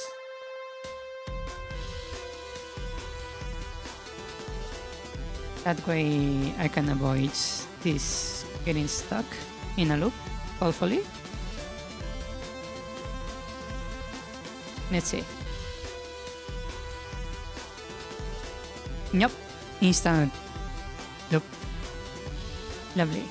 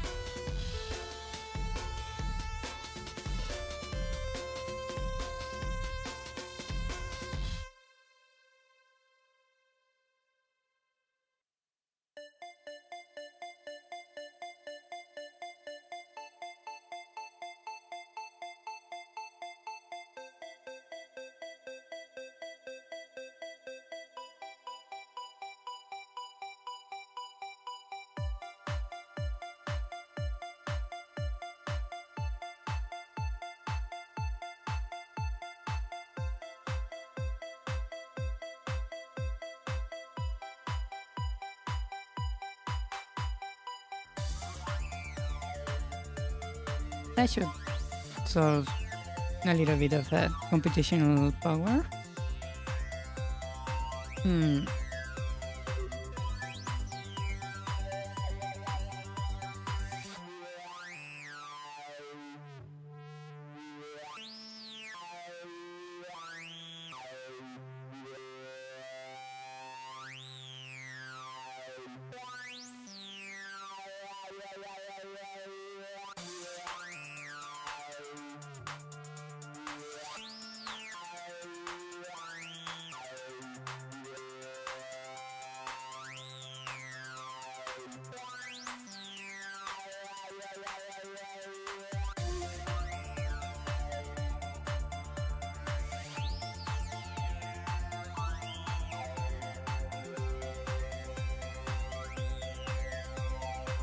Actually, I believe calculate doesn't actually modify. Maybe that's the issue. 1 second. Read the combine grades. Maybe that would make things easier. Yeah, because I believe I changed calculate so it doesn't need to grab the values of the other grades, right? Yeah. So that's the issue. Huh.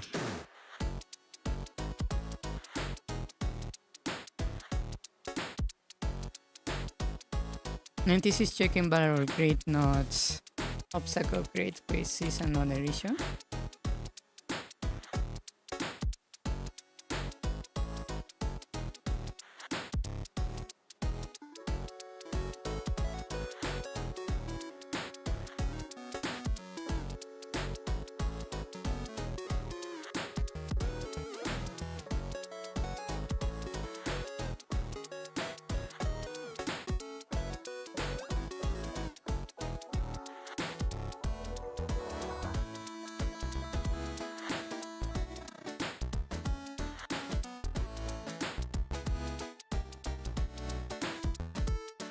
Okay, that does that, right? So we are clearing the grid right there. So I can mark the variable grid at this position. But that might actually remove obstacles, that's in that. Yeah.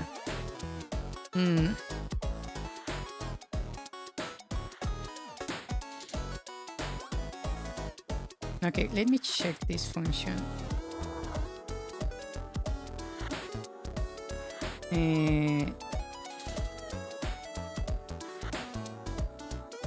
Let's grab this.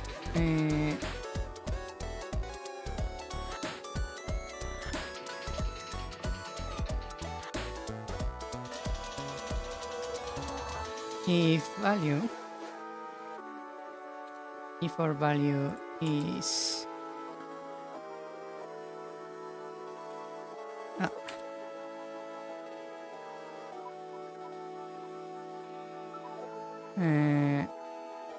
minor to 0, then we set this, and I did it on the wrong. Lovely. Yeah, I need to put this here.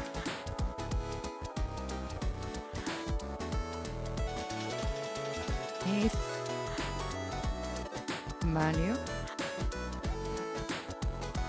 under 0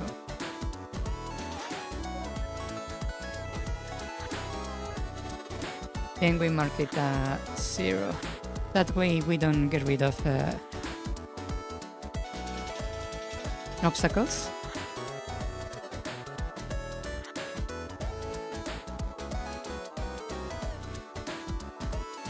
Okay, and we clear the region. We mark the obstacle.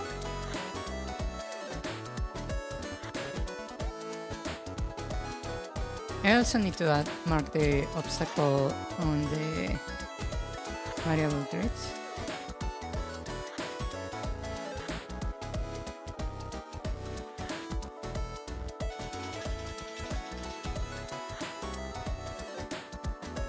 We clear the variable grid and extract your tags. We calculate that area. If I'm correct, it calculates wouldn't work because what I did. So I need to do this. Hold on.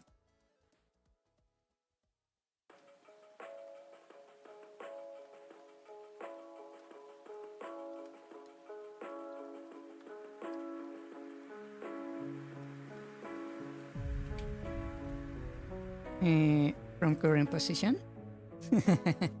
Maybe that will fix the issue.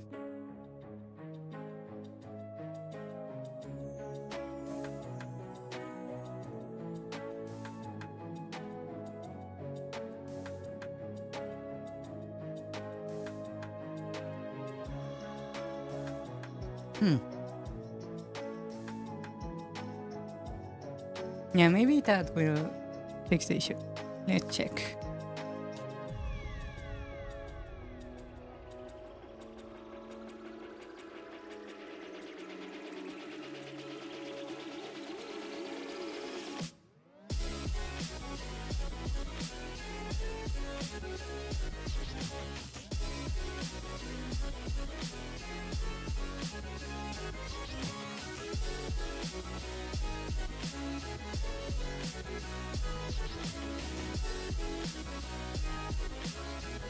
Nice.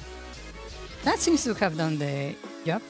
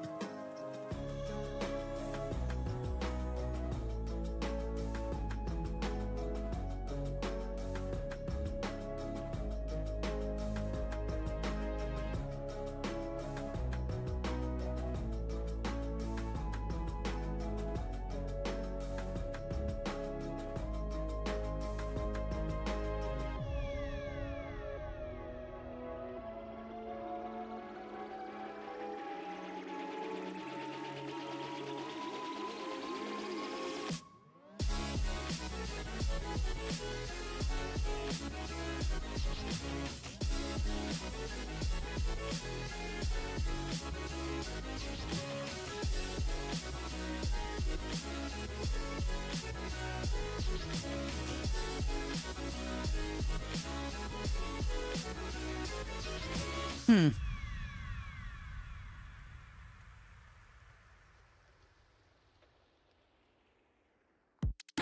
Ah, that barely grazed the crate.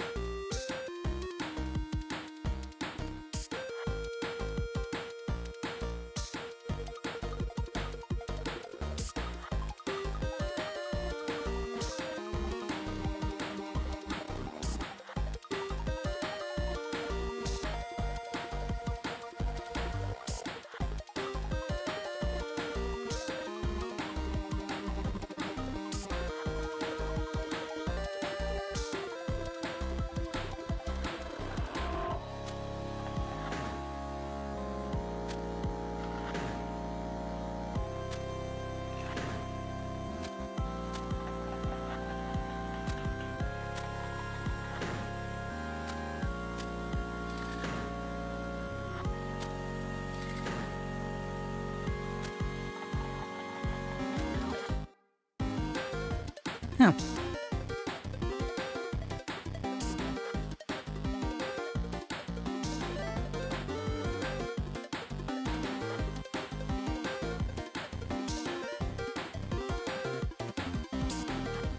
Okay, it seems like that actually fixed quite a lot of the issues of the algorithm. Yeah.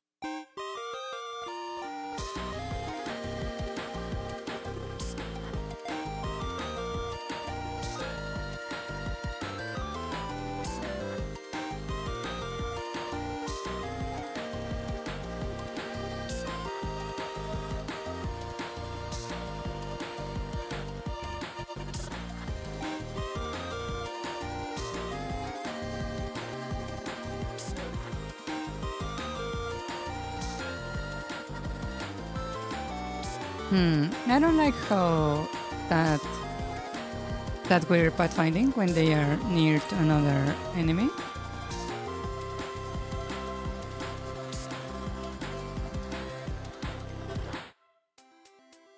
Like that.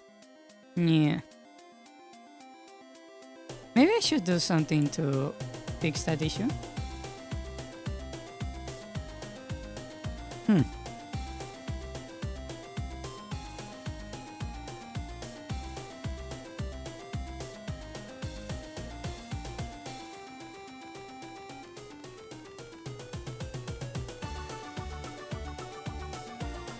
But, well, okay. The pathfinding seems to be working now perfectly, which is lovely. Yeah.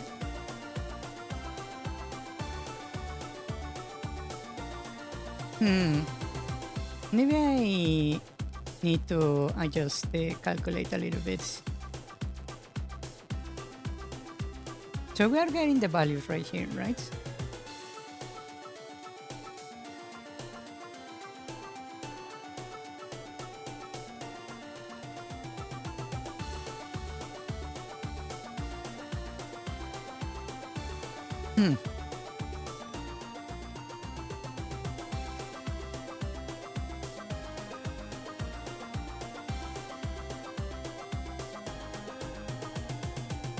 I could maybe set this in a way where it takes into account the obstacles around them.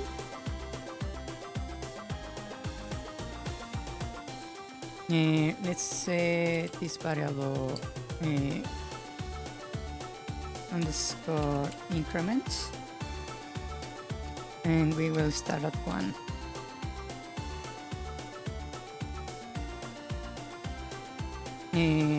If e is greater than 0, underscore increments plus plus. If west is higher, if north is higher, if south is higher. And what I'm going to do is just use increments instead of 1. Maybe that would make things more clean. Let's see.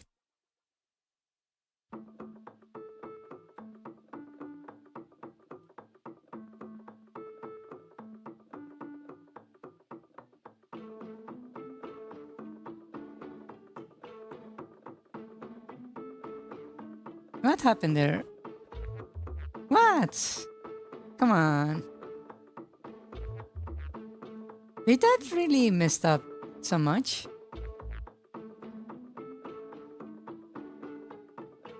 Wow.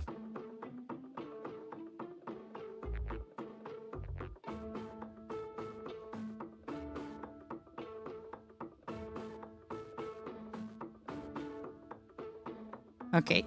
Instead of plus plus, how about if I just say increment equals increments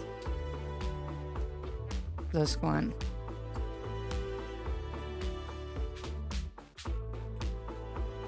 Just to make this a little bit more clean.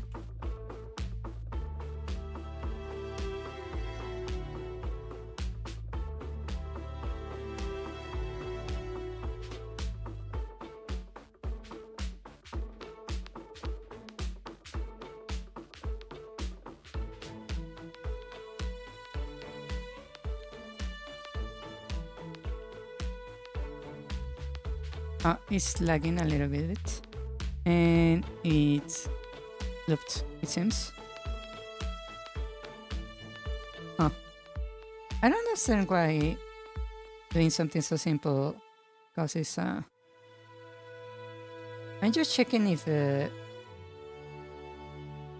any of these is about 0.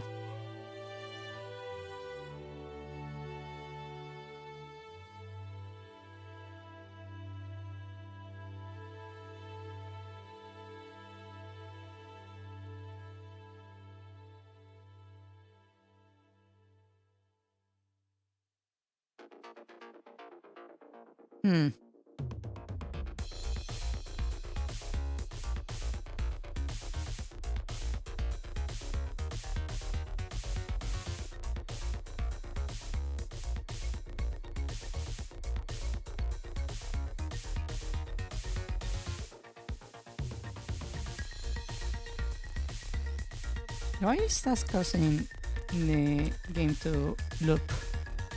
That's confusing. That work is working perfectly fine.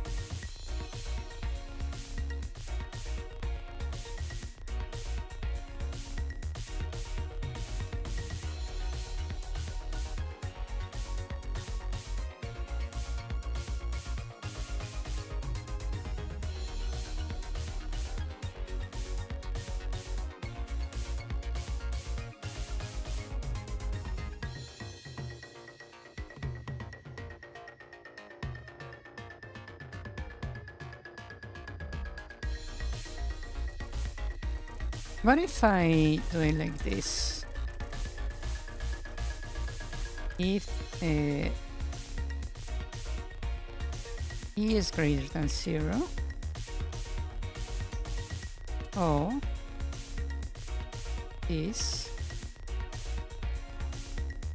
or is or this underscore increment equals to 2. That should not make such a big difference, I believe.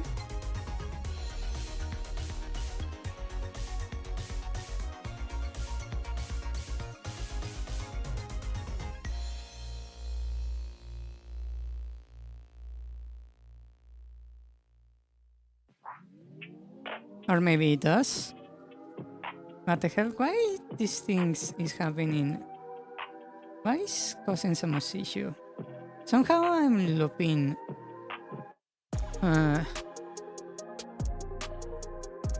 the game by doing this.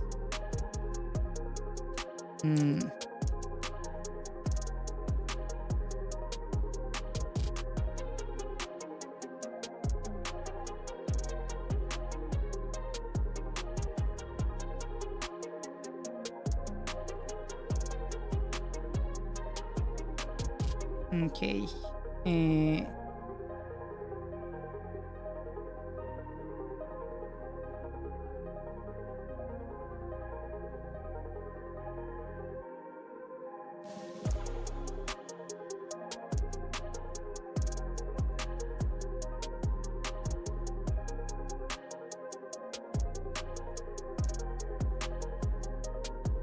How about if when we clear the region, instead of set it to 0,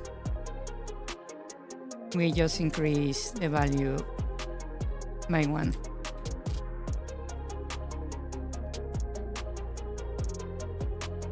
What happens if I do this?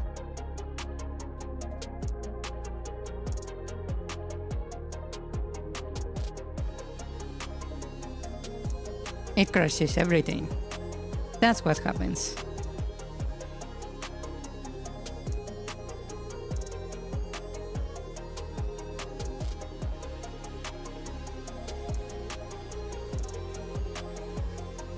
Let's see.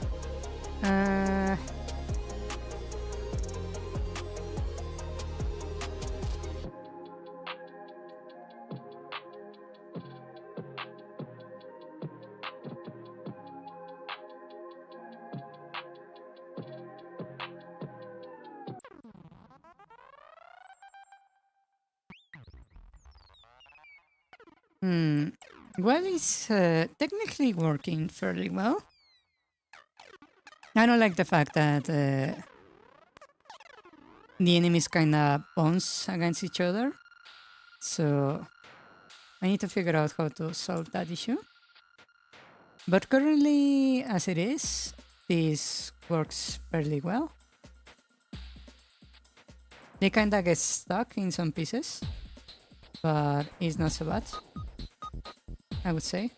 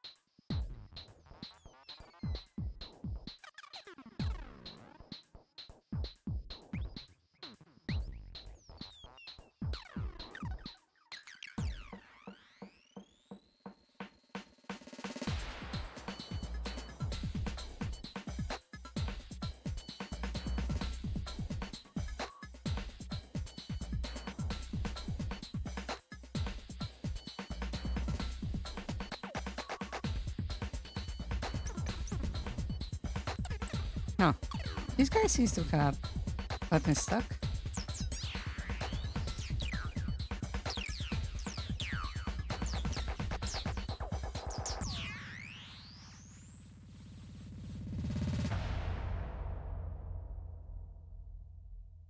Hmm, that's odd. Hey, hey.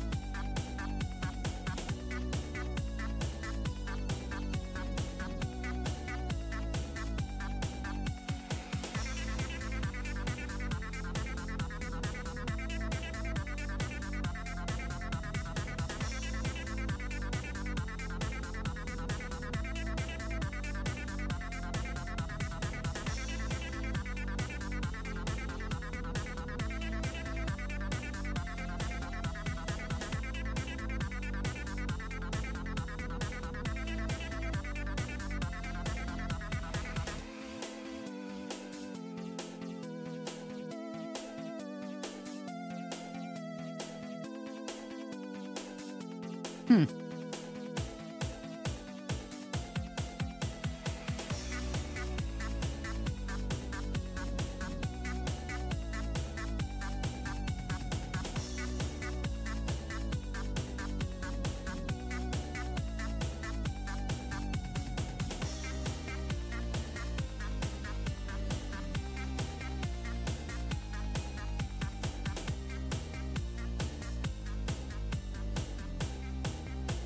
Okay. It seems like the pathfinding is working. For the most part, it's working fairly well.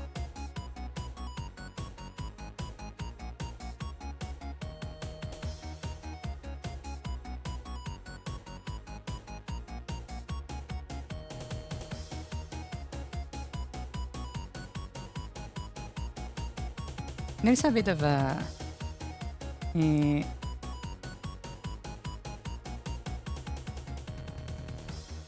of issue with these guys, but it's not so bad, I would say.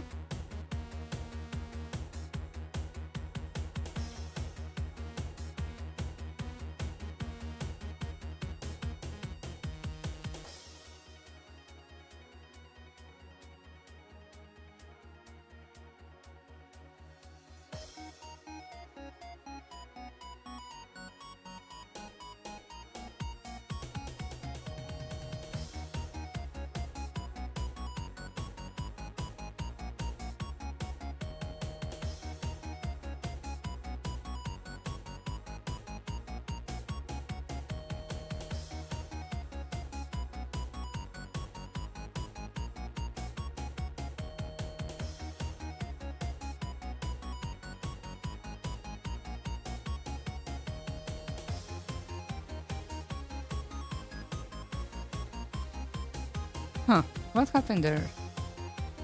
That guy seems to be stuck.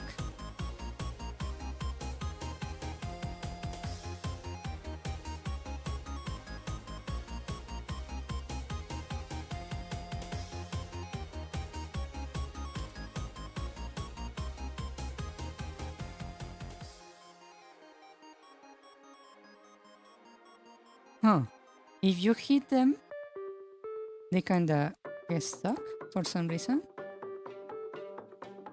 That's weird. That's a bug I need to figure out. Hmm.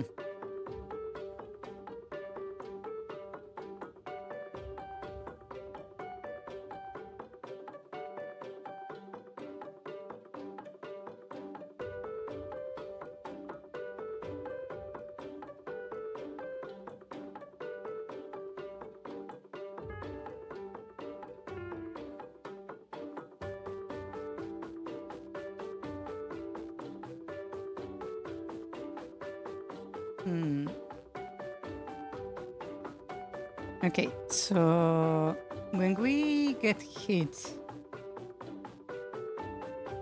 we set direction on, we set the sprites, we play the hit animation, check if it's dead or not. Once we got hit, let's see, on animation ends, we go from hit to hunting.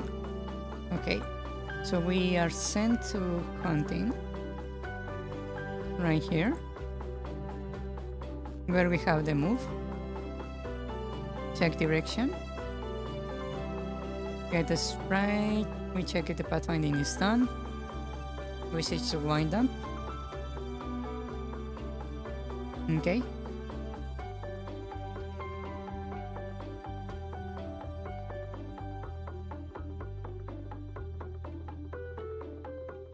You reset the targets. There should not be an issue here, in theory. So we call to move. We should have already a target position.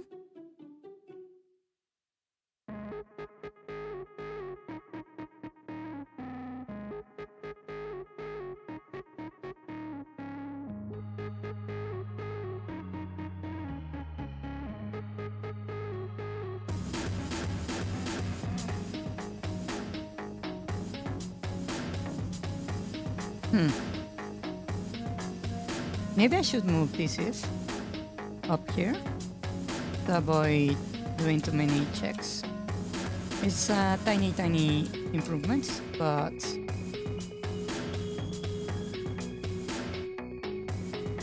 they should make a difference.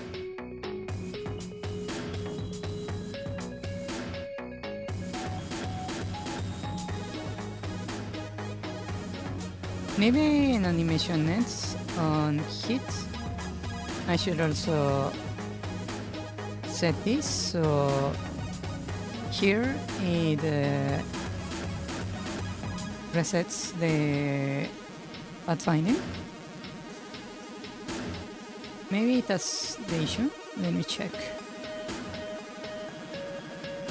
So if they are moving and I hit one, they are suddenly stuck for some reason. Yeah, they got stuck. Huh.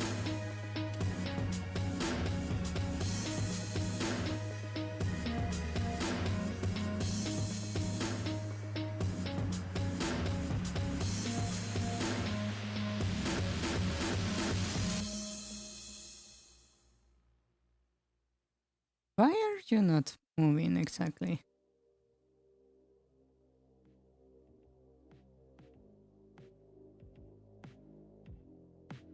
Huh. They are still in the state of hunting. They should be moving.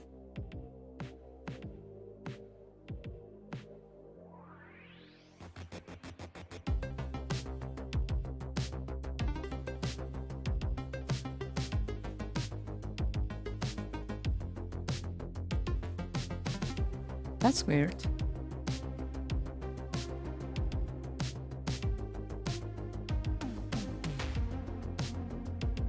Let me check.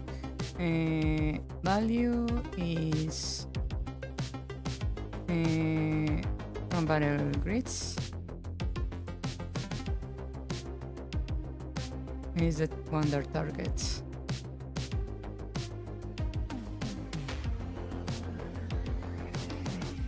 Let me set this to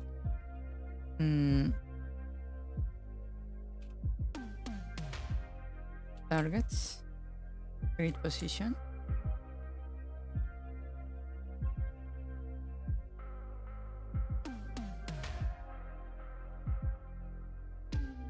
That will give me the next position I want to go. And I can do the same thing to get the current.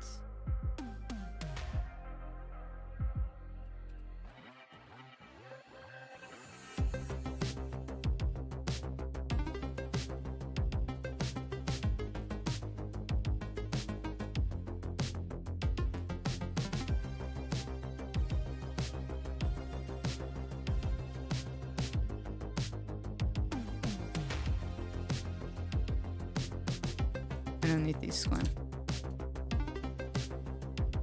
Underscore current.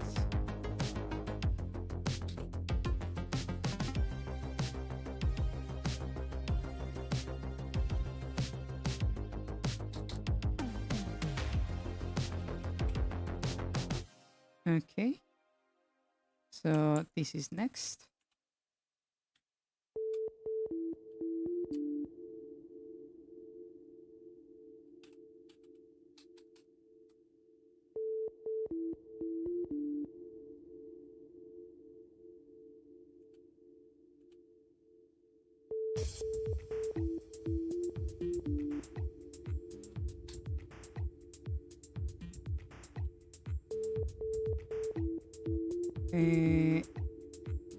This flag, I'm just going to do that.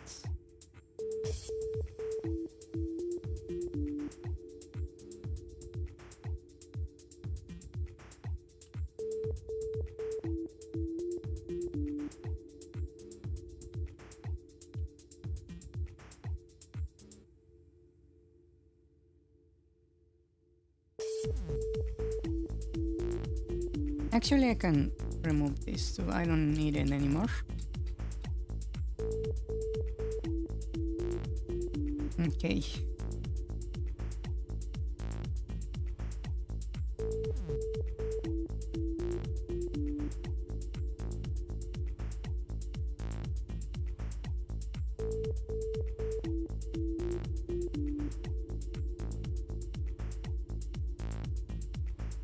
Why does he say next for on everyone? Next, is using variable target in the instead of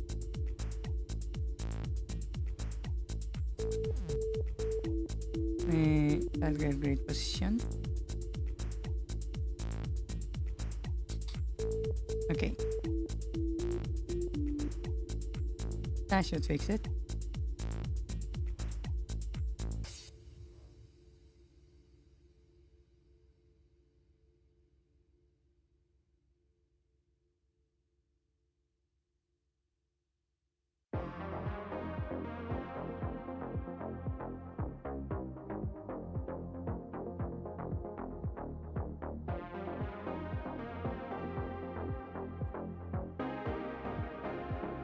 Okay.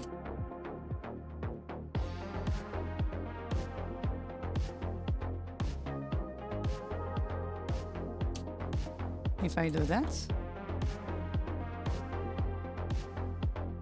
there is next. It's just not moving this guy for some reason.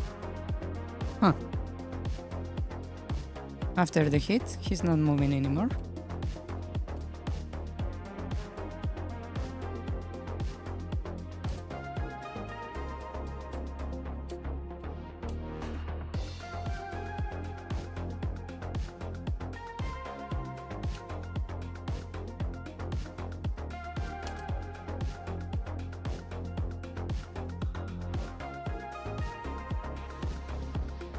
Why is that?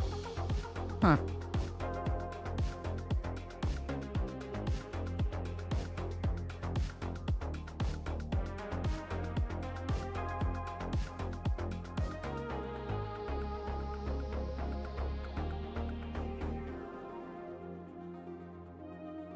Huh. That's weird.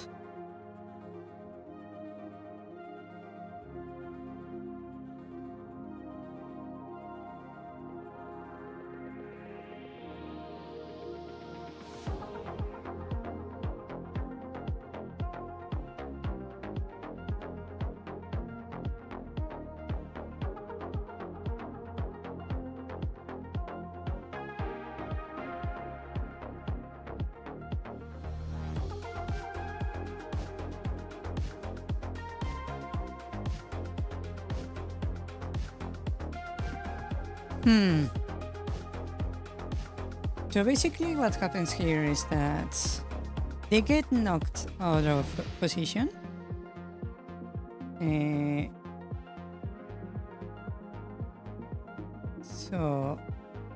But that shouldn't be an issue.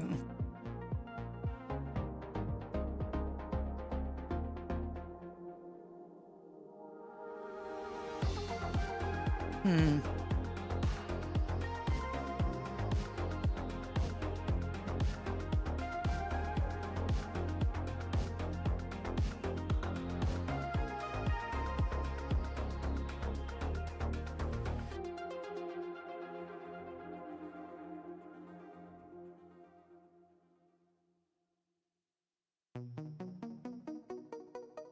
Hmm. What's happening here?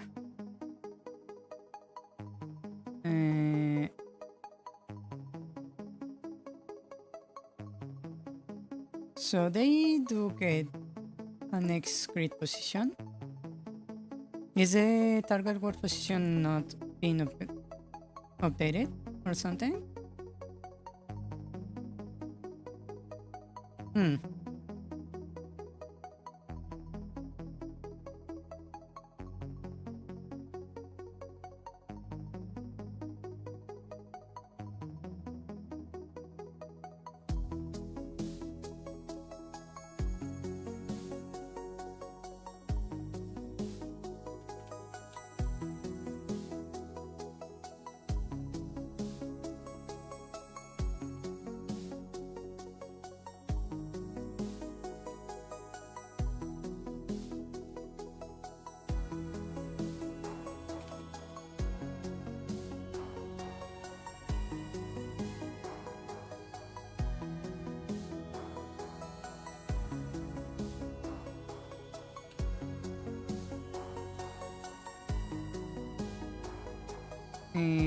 Targets or position x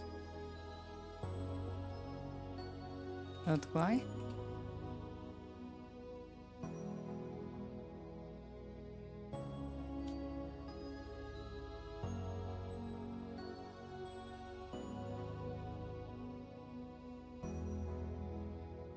Okay, so let me get rid of the slimes real quick.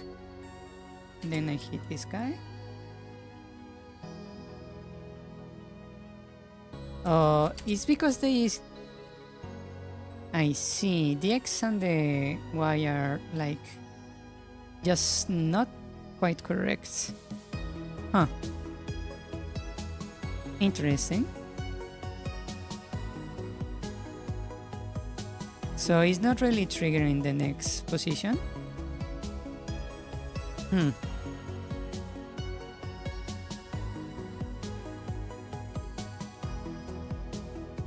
Because they are not exactly on the correct position. Is that the issue?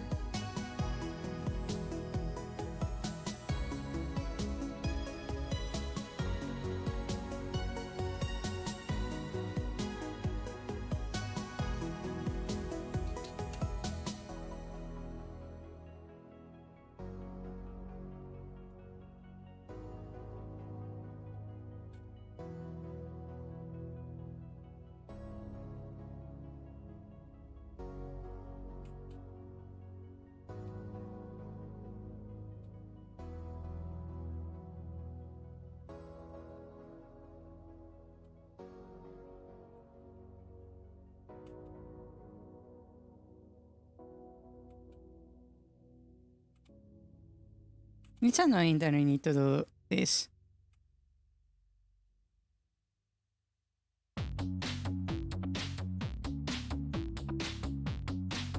Then I need to add the rounds. Let's see if that solves the issue.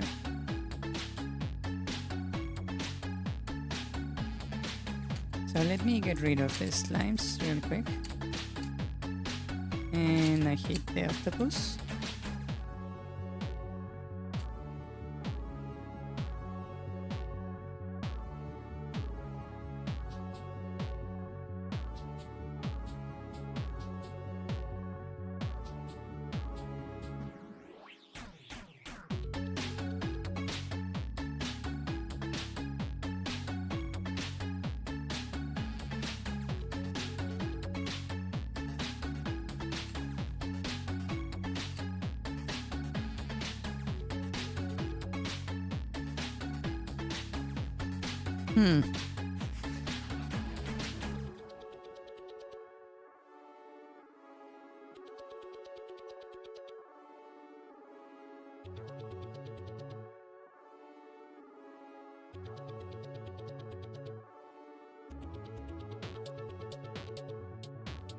Okay, let me actually check before I start making random changes. This. Start the UI.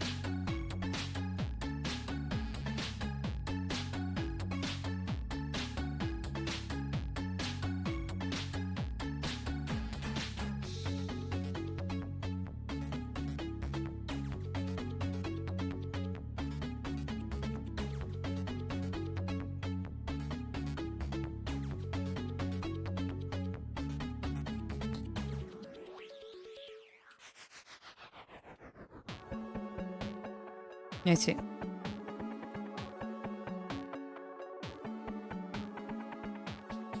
Let's kill these guys real quick.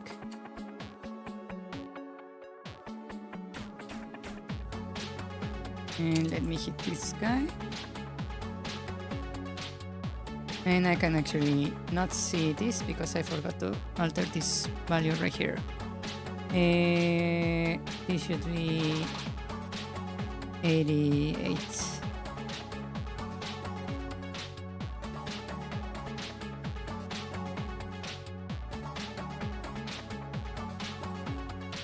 Okay, let me kill the slimes.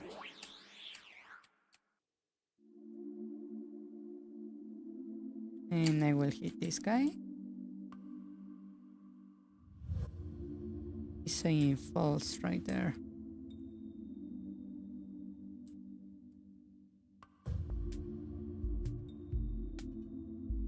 I see that's switching quite nicely.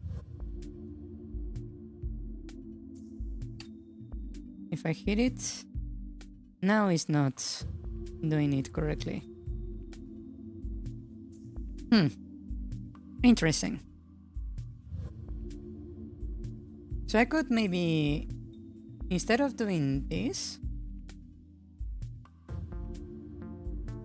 I could simply round it up.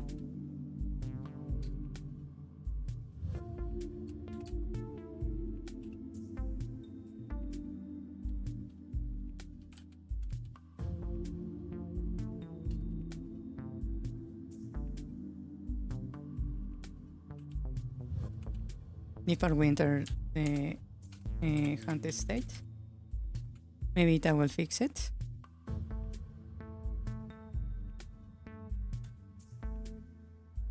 Okay, let me kill the slimes real quick.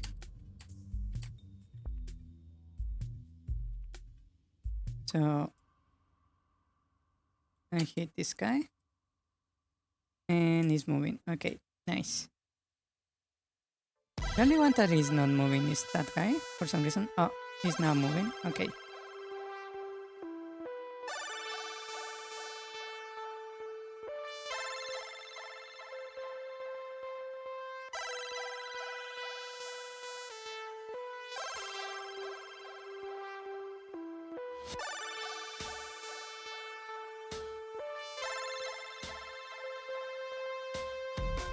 Yeah, that actually solves this issue.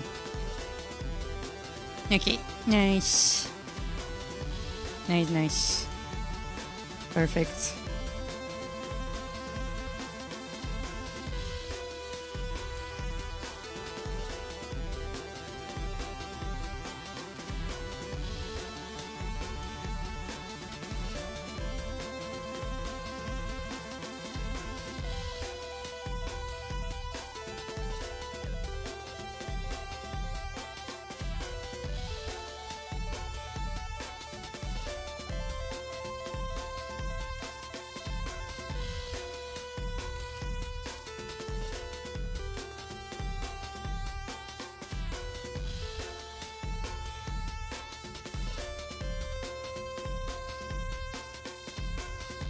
Okay, that's nice. Nice, nice.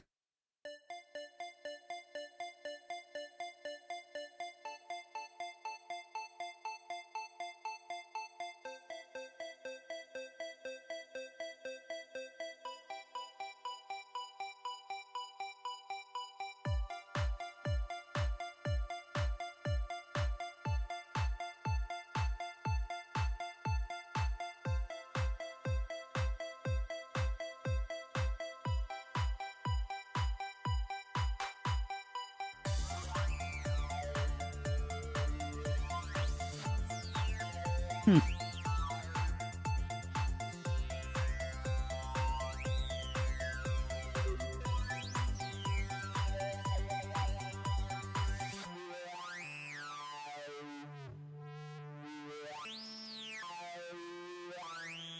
Okay, I believe that gives us the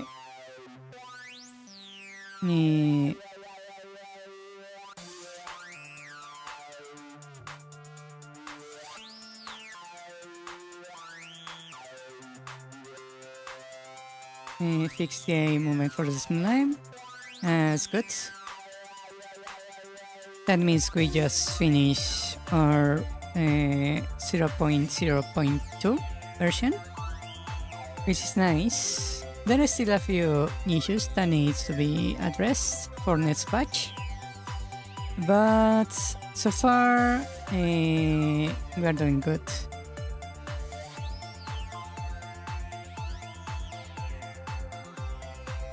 Yeah.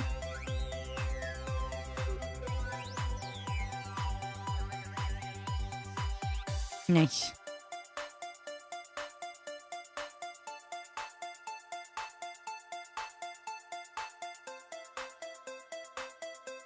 Okay, then let me make the prototype, the population pattern. 1 second.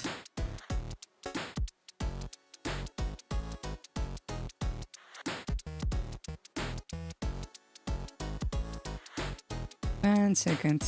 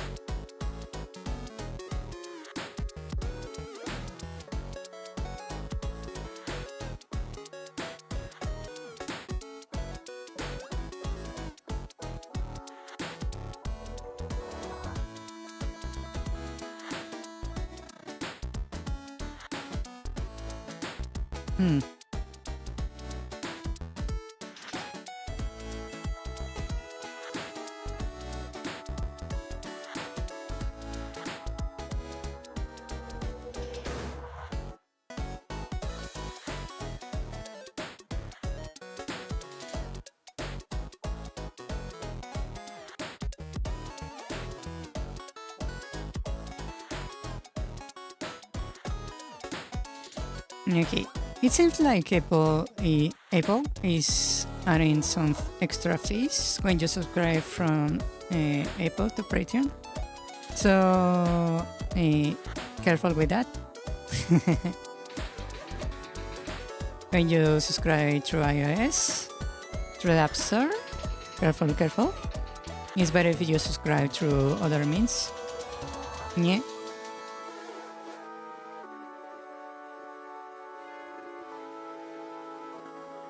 Okay, let me create the prototype real quick.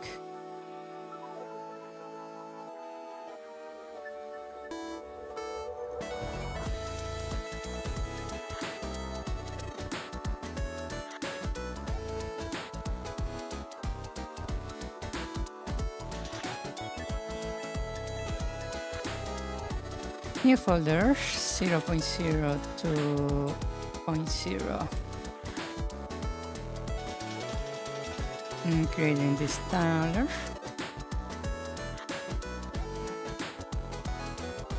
Nice. Now to make the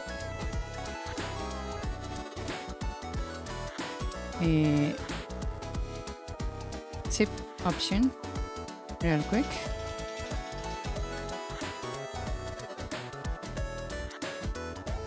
Okay. Now I need to make the project export.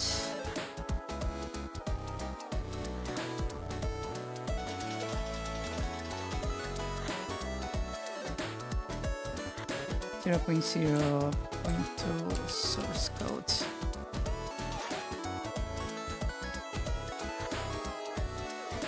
Okay. Now let me upload that to my Google Drive. New folder 0.02.0 source code. Actually, let me delete this. Delete that. I want to move the file directly from here. So I will do that. Hold it. There we go. That's one. Prototypes.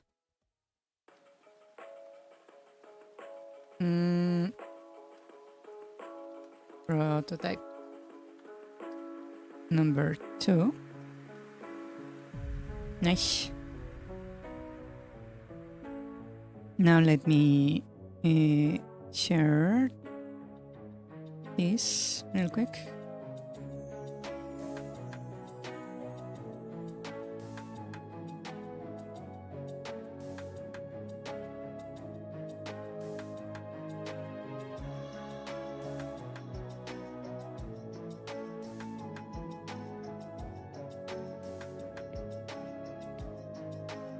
Okay, and now let me post it. This one is for the source code. Link.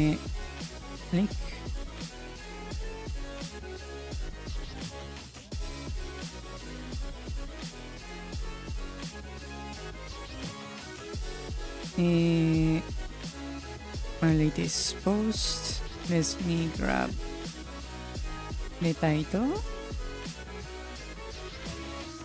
This is version 2.0 source code. The changes is, let me grab this.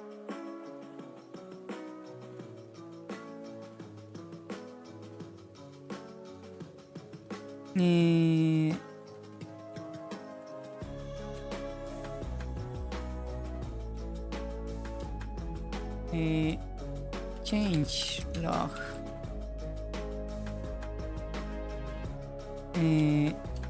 Implemented Bobo AI, Bobo Octo AI, implemented idle animations, implemented directional movement animations, implementing directional attacks, wander animation. Well, I can ignore that one. Implement the kill animation, implemented dead animation, implemented pal animation. For the slime,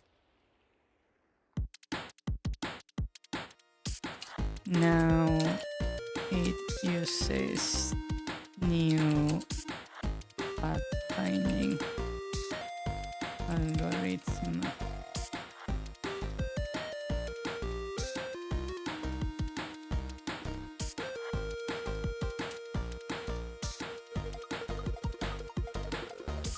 Okay, let me copy that. Collections, project, tag source code, project set 1. Okay.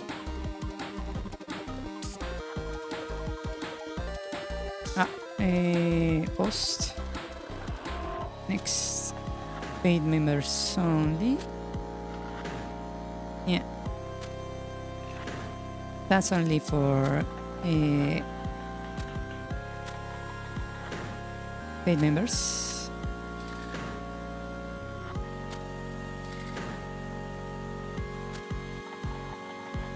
Okay. Now new post. This one is going to be for the prototype. So let me grab the prototype.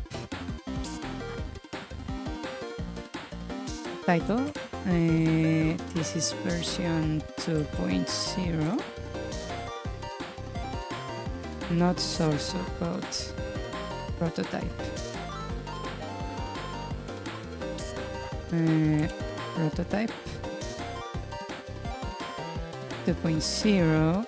Let me grab the link for the prototype.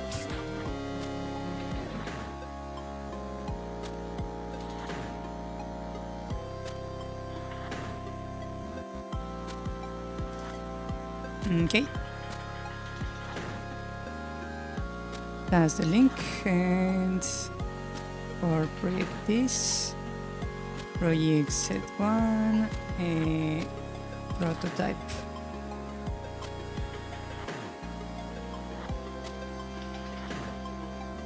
This one is for public, since it's just a prototype. There you go.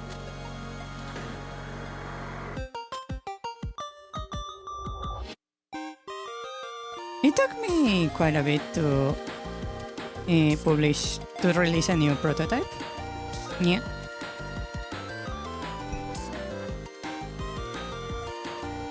This one was way harder because I needed to fix the pathfinding.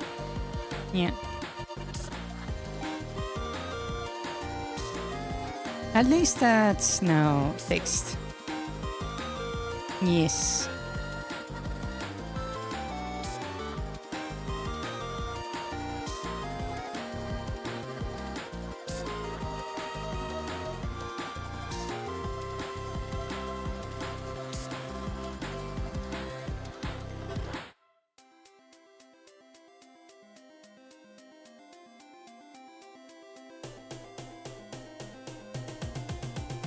Okay. Yeah, now the prototype is... Hola. Oh, hola. Hola, hola. Bienvenido, bienvenido. Acabo de terminar de arreglar la inteligencia artificial de los enemigos. Ahora ya funcionan bastante bien. Yeah.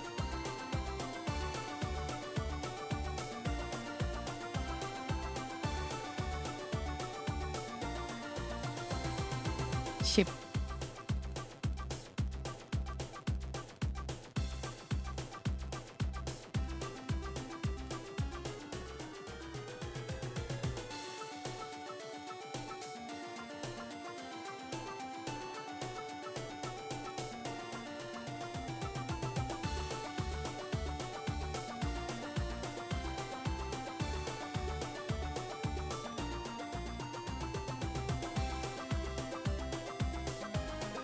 Ahora los enemigos pueden hacer el pathfinding mucho mejor, sin atorarse ni nada.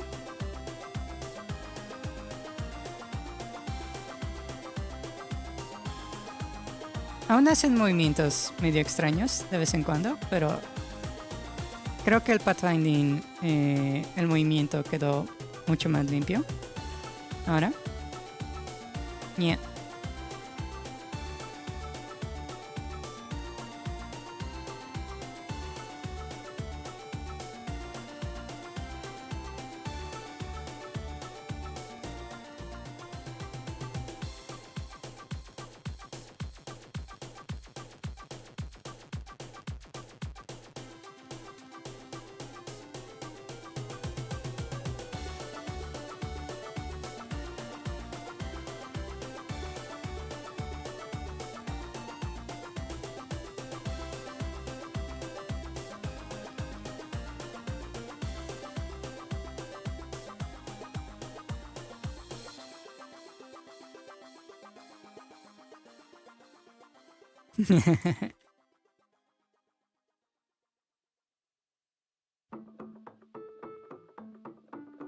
Me da risa como los enemigos se pueden pegar entre ellos.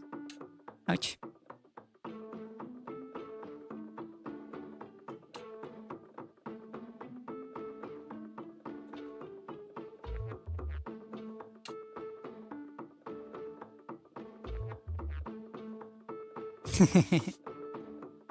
Nice. Ya quedó la inteligencia artificial. Aún tiene detalles que necesitan corregirse, pero ya funciona de una forma mucho más limpia. Ya. También ya publiqué la nueva versión del proyecto. Sí.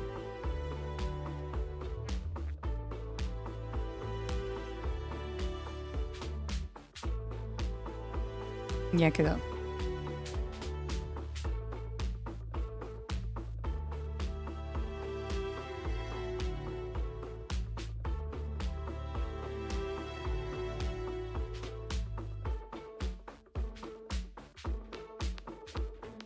Si es que quieres jugar el juego. Ya.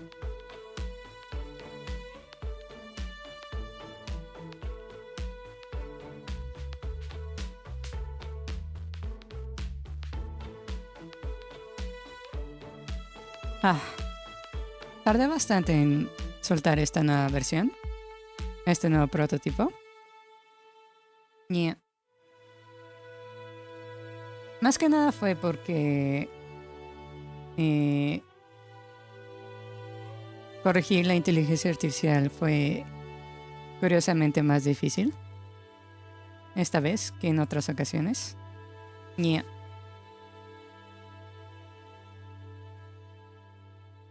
Está bien, no hay problema. Solo estaba mencionando que ya hay nueva versión del prototipo. Chip, si quieres jugar, probar el juego, ya hay una nueva versión.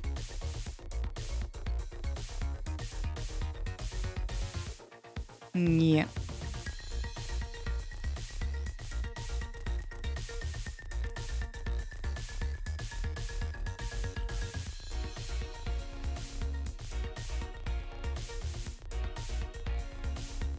Chip.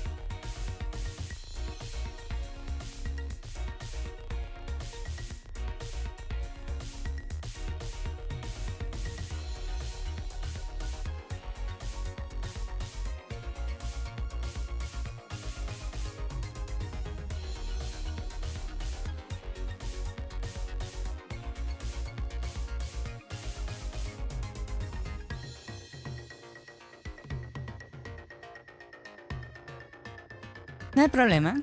Puedes jugar cuando tengas tiempo. Yo me imagino que voy a tardar bastante en soltar la siguiente versión. Entonces, si encuentras algún problema, me avisas. Chip. Es nada más para que estés consciente que si quieres probar el juego, está disponible. Yeah.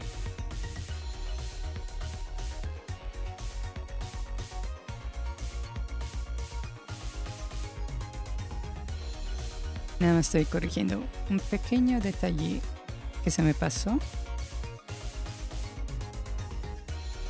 al subir el juego.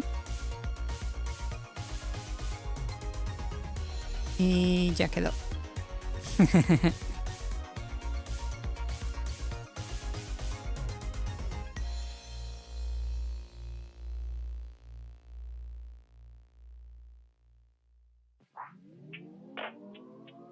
Yesh. Ya quedó, ya quedó.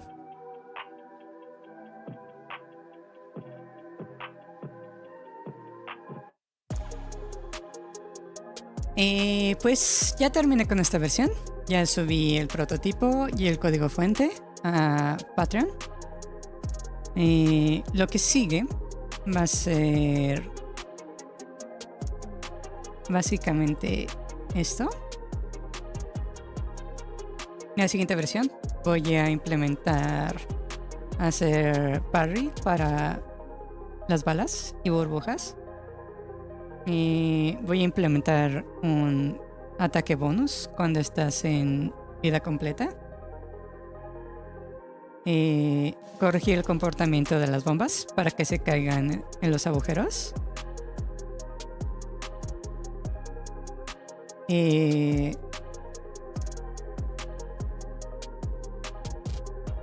implementar este ítem que aún no tengo decidido qué va a ser. Solamente que atrae objetos hacia ti.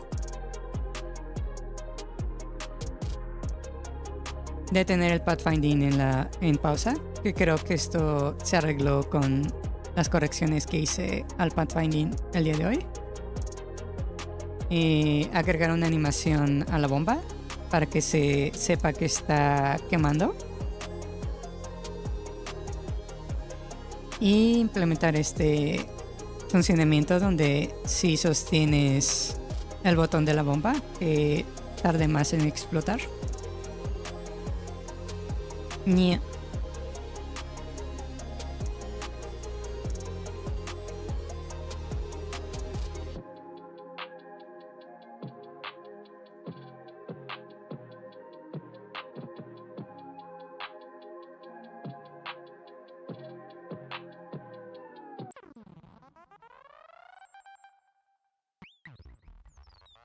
Y después voy a implementar un nuevo enemigo.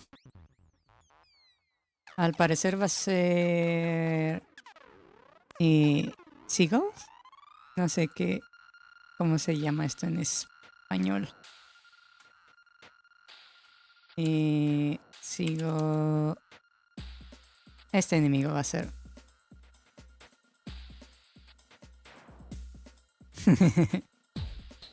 Tenemos los slimes. Tenemos los pulpos. Y ahora vamos a tener uno de estos. ¿Cómo se llame? Yeah.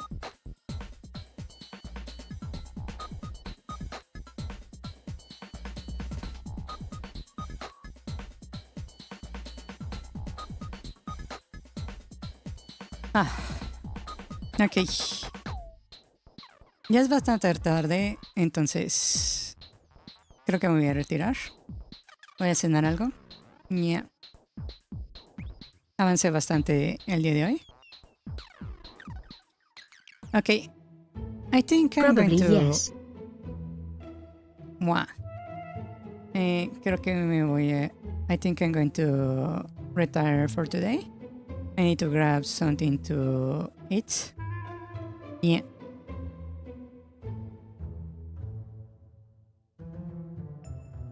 Sí, me voy a retirar a cenar. Yeah. Ok. Los veré mañana a la misma hora.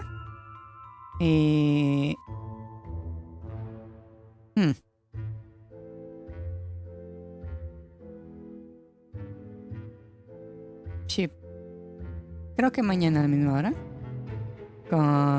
Para jugar Elden Ring. Yeah. Okay. Then I will be returning for today. See you tomorrow. We will continue with Elden Ring. And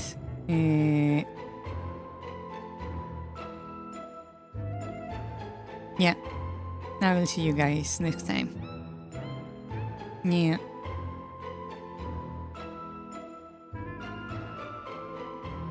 Hola. Hola. Está bien, no hay problema. Nada más estaba mencionando que básicamente terminé con la inteligencia artificial de los enemigos. Y el siguiente prototipo voy a corregir algunos bugs que salieron, que no tenían que ver con los enemigos.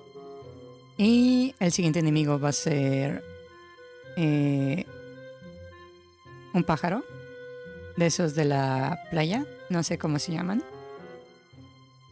Ya, voy a implementar el primer enemigo volador. Ya. Gaviota, ya. Chip. Yo tampoco sé si se escribe así. Chip, ese va a ser el siguiente enemigo.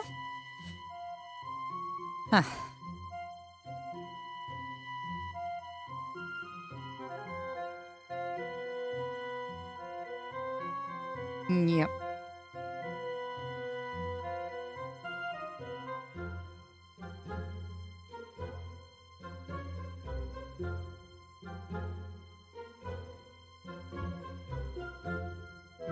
Yes. Eso va a ser lo que siga. Ok. Pues yo voy a parar aquí para ir a cenar.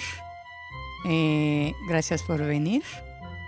Mañana voy a estar en vivo otra vez a la misma hora. Con tu nuevo horario apenas alcanzas a ver el último pedacito del directo. Yeah. Chip. Ok, entonces me retiro. Buenas noches. Night night. Good night. Bye bye. I'll be stopping here for today.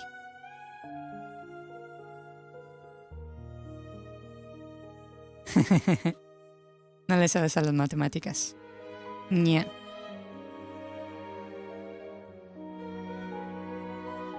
Nos vemos. Bye bye. Good night. Bye bye. Adiós. Buenas noches. Good night. Adiós. Bye bye. Bye.